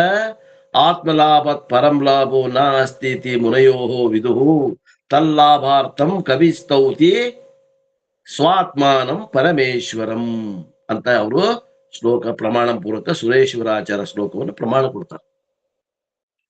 ಇವು ಪ್ರಮಾಣ ನಮಗೆ. ಇವು ಯಾಕ್ರಿ ಅಂತ ಮತ್ತೆ ವಿಚಾರ ಮಾಡಂಗಿಲ್ಲ. ಇವು ಪ್ರತ್ಯಕ್ಷ ಪ್ರಮಾಣ. ಇವು ನಮಗೆ ವೇದವೇ ಪ್ರಮಾಣ ಅಂದ್ರೇನು? ಪ್ರತ್ಯಕ್ಷ ಪ್ರಮಾಣ ಸಮಾನ ವೇದ ಮಂತ್ರಗಳು. ಮತ್ತೆ ಶಿಷ್ಯ ಪ್ರಶ್ನೆ ಮಾಡ್ತಾನ, ಅಲ್ರಿ ಯಾವನು ಯಾವ ಆನಂದವನ್ನು ಕುರಿತು ಪ್ರಯತ್ನ ಮಾಡುತ್ತಾನೋ ಅವನಿಗೆ ಅದು ಒಂದೇ ದೊರೆಯುತ್ತದೆ, ಮಿಕ್ಕ ಆನಂದಗಳು ದೊರೆಯುವುದಿಲ್ಲ. ಹೀಗಿದ್ದರೂ ಕೂಡ ತಾವು ಆತ್ಮಲಾಭವಾದರೆ ಸರ್ವಾನಂದಗಳು ಪ್ರಾಪ್ತವಾದಂತೆ ಎಂದು ಹೇಗೆ ಹೇಳುತ್ತೀರಿ? ಅಲ್ರಿ ಯಾವುದ ಒಂದು ವಸ್ತುವಿನ ಆನಂದ ಪ್ರಾಪ್ತ ಮಾಡ್ಕೋತಾನೋ ಅವ ಅದು ಒಂದ ಸಿಗ್ತತಿ. ನೀವಂತೀರಿ ಆತ್ಮನನ್ನ ಪ್ರಾಪ್ತಿ ಮಾಡ್ಕೊಂಡ್ರೆ ಎಲ್ಲ ಆನಂದಗಳು ಸಿಗ್ತಾವಂತ ಹೇಳ್ತೀರಿ. ಇದು ಹೆಂಗ ಅಂತ ಅವ ಪ್ರಶ್ನೆ ಕೇಳ್ತಾನ. ಅದಕ್ಕೆ ಗುರುಗಳು ಹೇಳಲಿಕ್ಕೆ ಬರ್ತದ. ಹಂಗ್ಯಾಂಗ್ ಹೇಳ್ತೀರ ಅಂತ ಹೇಳಲಿಕ್ಕೆ ಬರ್ತದ. ಹೇಗಂದ್ರೆ ಸಹಸ್ರ ಸಂಖ್ಯೆಗಳಲ್ಲಿ ಶತಸಂಖ್ಯೆಗಳು ಅಂತರ್ಭೂತಗಳಾದಂತೆ. ಈಗ 1000ದಾಗ ಎಷ್ಟು 100 ಅದಾವ್ರಿ? 1000ದೊಳಗ ಎಷ್ಟು 100 ಅದಾವು? 10 ಹೌದಲ್ರಿ? ಸಹಸ್ರ ಸಂಖ್ಯೆಯಲ್ಲಿ ಶತಸಂಖ್ಯೆಗಳು ಅಂತರ್ಭೂತಗಳಾದಂತೆ ಒಂದು ಸಮುದ್ರ ಸ್ನಾನದಲ್ಲಿ ಯಾವತ್ತು ನದಿಗಳ ಸ್ನಾನದ ಫಲವು ಅಂತರ್ಭೂತವಾದಂತೆ ಗಜದ ಹೆಜ್ಜೆಯಲ್ಲಿ ಅನ್ಯ ಹೆಜ್ಜೆಗಳು ಅಂತರ್ಭೂತವಾದಂತೆ ಆತ್ಮಾನಂದದಲ್ಲಿ ಅನ್ಯ ಕರ್ಮೋಪಾಸನಾ ಸಂಬಂಧಿ ಯಾವತ್ತು ಆನಂದಗಳು ಅಂತರ್ಭೂತಗಳಾಗಿರುತ್ತವೆ. ಉದಾಹರಣೆ ಕೊಟ್ಟರು ನೋಡಿ. ಒಂದು ಅಡವಿ ಒಳಗ ಒಂದು ಆನೆ ಹೋಗೈತಿಪ್ಪ. ಆ ಆನೆ ಹೋದೆಯಿಂದ ಆನೆಕ್ಕಿಂತ ಉಳಿದ ಪ್ರಾಣಿಗಳ ಕಾಲು ಸಣ್ಣವಾದವ. ಆದ್ದರಿಂದ ಅದು ಎಲ್ಲ ಪ್ರಾಣಿಗಳ ಕಾಲಗಳಲ್ಲಿ ಅಂತರ್ಭೂತ ಇದ್ದಂಗ ಆನಿ ಕಾಲ ಇತ್ತಂದ್ರ ಹಂಗ ಬ್ರಹ್ಮದ ಸ್ಥಾನ ಹಂಗ ಹಿರಿಮೆ ಐತಿ. ಅದು ಒಂದ್ ಇತ್ತಪ್ಪ ಅಂದ್ರ ಅದು ಎಲ್ಲ ಉಳಿದ ಆನಂದಗಳು ಅದರಲ್ಲಿ ಅಂತರ್ಭೂತದಾವ.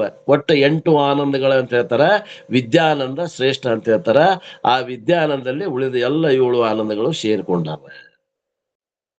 ಅವು ಯಾವ ಆನಂದಗಳು ಏನ್ ಅನ್ನೋದನ್ನ ಕೈವಲ್ಯ ಪದ್ಧತಿ ಜ್ಞಾನ ಪ್ರತಿಪಾದನಾ ಸ್ಥಳದಲ್ಲಿ 9ನೇ ಪದ್ಯನ 10ನೇ ಪದ್ಯದಾಗ ಹೇಳ್ತಾರ. ಆಜು ಬಾಜು ನನಗೆ ಕರೆಕ್ಟ್ ಪದ್ಯ ಗೊತ್ತಿಲ್ಲ, ಅಲ್ಲಿ ಹೇಳ್ತಾರ ಆನಂದಗಳು ಎಷ್ಟು ಯಾವುವು ಏನು ಅನ್ನೋದೆಲ್ಲ ಹೇಳ್ತಾರ. ಅದನ್ನೊಂದು ಸಮಗ್ರವಾಗಿ ಅಭ್ಯಾಸ ಮಾಡಬೇಕಾಗ್ತದೆ. ಯಾವಾನಾರ್ಥ ಉದಪಾನೆ ಸರ್ವತಃ ಸಂಪ್ಲದೋದಕ್ಕೆ ತಾವಾನ್ ಸರ್ವೇಶು ವೇದೇಶು ಬ್ರಾಹ್ಮಣಸ್ಯ ಬಿಜಾನತಃ. ಎಲ್ಲಿ ಬಂದೈತ್ರಿ ಇದು? ಭಗವದ್ಗೀತೆ. ಎಲ್ಲಿ? 2ನೇ ಅಧ್ಯಾಯ. ಅದಕ್ಕೆ ನಾವು ಪಠಣ ಮಾಡ್ರಿ, ಭಗವದ್ಗೀತೆ ಪಾರಾಯಣ ಮಾಡ್ರಿ ಅಂತ ಹೇಳೋದು. ಎಂದು ಗೀತೆ 46ನೇ ಶ್ಲೋಕ 7ನೇ ಅಧ್ಯಾಯ. 2ನೇ ಅಧ್ಯಾಯ 46ನೇ ಶ್ಲೋಕ ಹೇಳಿದ್ರು ನೋಡಿ, ಕರೆಕ್ಟ್. ಧನ್ಯವಾದಗಳು. ನನಗೆ 46 ನೆನಪಿದ್ದಿಲ್ಲ, ಬಟ್ 2ನೇ ಅಧ್ಯಾಯ ನೆನಪಿತ್ತು.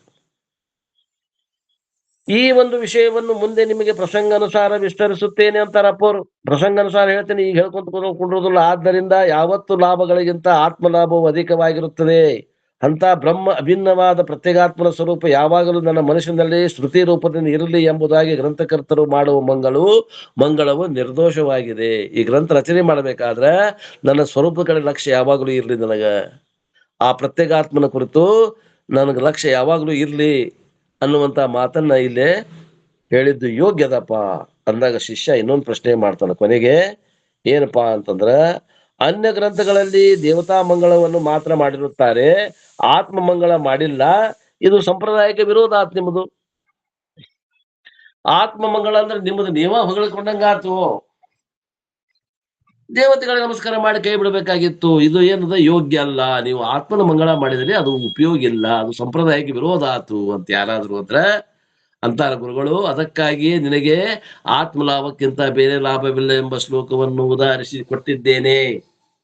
ಅಷ್ಟೇ ಅಲ್ಲ, ವಿಚಾರ ಸಾಗರ ಗ್ರಂಥದ ಆರಂಭದಲ್ಲಿ ಶ್ರೀ ನಿಶ್ಚಲ್ ದಾಸರು ಸಮುದ್ರದಂತೆ ಅಪಾರವಾದ ನನ್ನ ಪ್ರತ್ಯೇಗಾತ್ಮ ಸ್ವರೂಪದಲ್ಲಿ ಹರಿ ಹರ ಬ್ರಹ್ಮಾದಿ ದೇವತೆಗಳೆಲ್ಲರೂ ತೆರೆಗಳ ಉಪಾಧಿಯಲ್ಲಿರುತ್ತಾರೆ ಅಂತ ಹೇಳ್ಯಾರ. ಅವರು ಹರಿಹರ ಬ್ರಹ್ಮರು ದೇವತೆಗಳು ಏನದಾವು, ನನ್ನ ಪ್ರತ್ಯೇಗಾತ್ಮ ಸ್ವರೂಪದಲ್ಲಿ ಅವರು ತೆರೆಗಳಾಗಿದ್ದಾರೆ ಅಂತ ಹೇಳ್ತಾರ. ಯಾರು? ಶ್ರೀಮನ್ ನಿಶ್ಚಲ್ ದಾಸರು ಹೇಳ್ತಾರ. ಆದ್ದರಿಂದ ತನ್ನ ಮಂಗಳವನ್ನು ಮಾಡುವುದರಿಂದ ಯಾವತ್ತು ದೇವತೆಗಳ ಮಂಗಳವನ್ನು ಮಾಡಿದಂತಾಯಿತು. ಆದ್ದರಿಂದ ತನ್ನ ಮಂಗಳವನ್ನು ಮಾಡುವುದು ಯೋಗ್ಯವಾಗಿರುತ್ತದೆ ಎಂದು ಹೇಳುತ್ತಾರೆ. ಮತ್ತು ಅನ್ಯ ದೇವತೆಗಳು ಭಿನ್ನವಾದ್ದರಿಂದ ನಾನು ಯಾರಿಗೂ ನಮಸ್ಕಾರ ಮಾಡಲಿ ಎಂಬುದಾಗಿಯೂ ನುಡಿದಿರುತ್ತಾರೆ. ನಾ ಯಾರಿಗೆ ಮಾಡ್ಲಿ? ಯಾವ ಅನ್ಯ ದೇವತೆಗಳು ನನ್ನ ಆತ್ಮ ಸ್ವರೂಪದಲ್ಲಿ ಅವ್ರು ಬೇರೆ ಇಲ್ಲೇ ಇಲ್ಲ. ಆದ್ದರಿಂದ ನಾನು ಈಗ ಯಾವ ಬೇರೆ ದೇವತೆಗಳಿಗೂ ನಮಸ್ಕಾರ ಮಾಡೋದಿಲ್ಲ, ನನ್ನ ಆತ್ಮವನ್ನೇ ನಾನು ನಮಸ್ಕಾರ ರೂಪವನ್ನ ಮಾಡ್ತೇನೆ ಅಂತ ತಿಳ್ಕೊಂಡು ಶ್ರೀಮನ್ ಇವರು ನಿಶ್ಚಲ್ದಾಸಿಯವರು ವಿಚಾರ ಸಾಗರದಲ್ಲಿ ಹೇಳ್ಯಾರ. ಚೋಸುಕ ನಿತ್ಯ ಪ್ರಕಾಶ ವಿಭೋ ನಾಮ ರೂಪ ಆಧಾರ ಮತಿ ನ ಲಖೈ ಜಿಹಿ ಮತಿ ಲಖೈ ಸೋಮೈ ಶುದ್ಧ ಅಪಾರ. ಮುಂದೆ ಅಬ್ಧಿ ಅಪಾರ ಸ್ವರೂಪ ಮಮ ಲಹರಿ ವಿಷ್ಣು ಮಹೇಶ ವಿಧಿರ ವಿಚಂದ ವರುಣ ಯಮ ಶಕ್ತಿ ಧನೇಶ ಗಣೇಶ ಹೇಳ್ತಾರ. ಹಿಂಗ ಯಾರು ಹೇಳ್ತಾರ್ರಿ? ನಿಶ್ಚಲ್ ದಾಸರು ಹೇಳ್ತಾರ. ಎಲ್ಲಿ ಹೇಳ್ತಾರ್ರಿ? ವಿಚಾರ ಸಾಗರ. ಯಾವಾಗ ಹೇಳ್ತಾರ್ರಿ? ಪ್ರಾರಂಭಿಕ ನಮಸ್ಕಾರ ರೂಪ ಮಂಗಳವನ್ನ ಮಾಡುವತ್ನಾಗ ಹೇಳ್ತಾರ. ಆದ್ದರಿಂದ ಈ ಪ್ರತ್ಯೇಗಾತ್ಮ ಮಂಗಳ ಅದ್ ಮಾಡುವುದೇನು ತಪ್ಪೇನಿಲ್ಲ, ನಿರ್ದೋಷದ ಅಂತ ತಿಳ್ಕೊಂಡು ಇಷ್ಟ ದೇವತಾ ನಮಸ್ಕಾರ ನಿರೂಪಣೆ ಸಂಧಿ 1 ಸೂತ್ರ 1 ಇಲ್ಲಿಗೆ ಮುಗಿಸಿದ್ರು. ಇಷ್ಟ ದೇವತಾ ನಮಸ್ಕಾರ ನಿರೂಪಣೆ ಸೂತ್ರ 1ಕ್ಕೆ ತ್ರಿಪದಿ 6 ಸೂತ್ರ ಇದಷ್ಟು ಮುಗಿಸಿದ್ರು. ಮುಂದೆ 2ನೇ ಸೂತ್ರಕ್ಕೆ ಏನಂತಾರ ಅವರು? ಮತ್ ಸಕಲ ವೇದಾಂತ ಸಾರವನ್ನೇ ತಿಳಿಯುವಂತೆ ಸಾಧಕರಿಗೆ ಈ ಪ್ರಕರಣದೋಳು ಒಲಿದು ಒರೆವನು. ಹಿಂಗ್ ಬಿಡಿಸ್ಕೋಬೇಕ್ರಿ. ಅದು ರೂಢ ಆದ್ರ ಓದಾಕ್ ಬರ್ತದ, ರೂಢ ಆಗಿಲ್ಲ ಓದಾಕ್ ಬರೋದಿಲ್ಲ. ಏನಂತಾರ? ಸಕಲ ವೇದಾಂತ ಸಾರವನ್ನೇ ತಿಳಿಯುವಂತೆ ಸಾಧಕರಿಗೆ ಈ ಪ್ರಕರಣದೋಳು ಒಲಿದು ಒರೆಯುತ್ತೇನೆ ಅಂತ ತಿಳ್ಕೊಂಡು ಮತ್ತೆ 2ನೇ ಅಧ್ಯಾಯದ 2ನೇ ಶ್ಲೋಕವನ್ನ ಪ್ರಾರಂಭ ಮಾಡೋದಾರ. ಆ ವಿಷಯವನ್ನ ಮತ್ತೆ ನಾವು ನಾಳೆಗೆ ನೋಡೋಣ ಅನ್ನುವಲ್ಲಿಗೆ ಇವತ್ತಿನ ಈ ವಾಗ್ರೂಪ ಸೇವೆಯನ್ನು ಗುರುಪಾದಕ್ಕೆ ಸಲ್ಲಿಸಿ ನನ್ನ ವಾಣಿಗೆ ವಿರಾಮ್.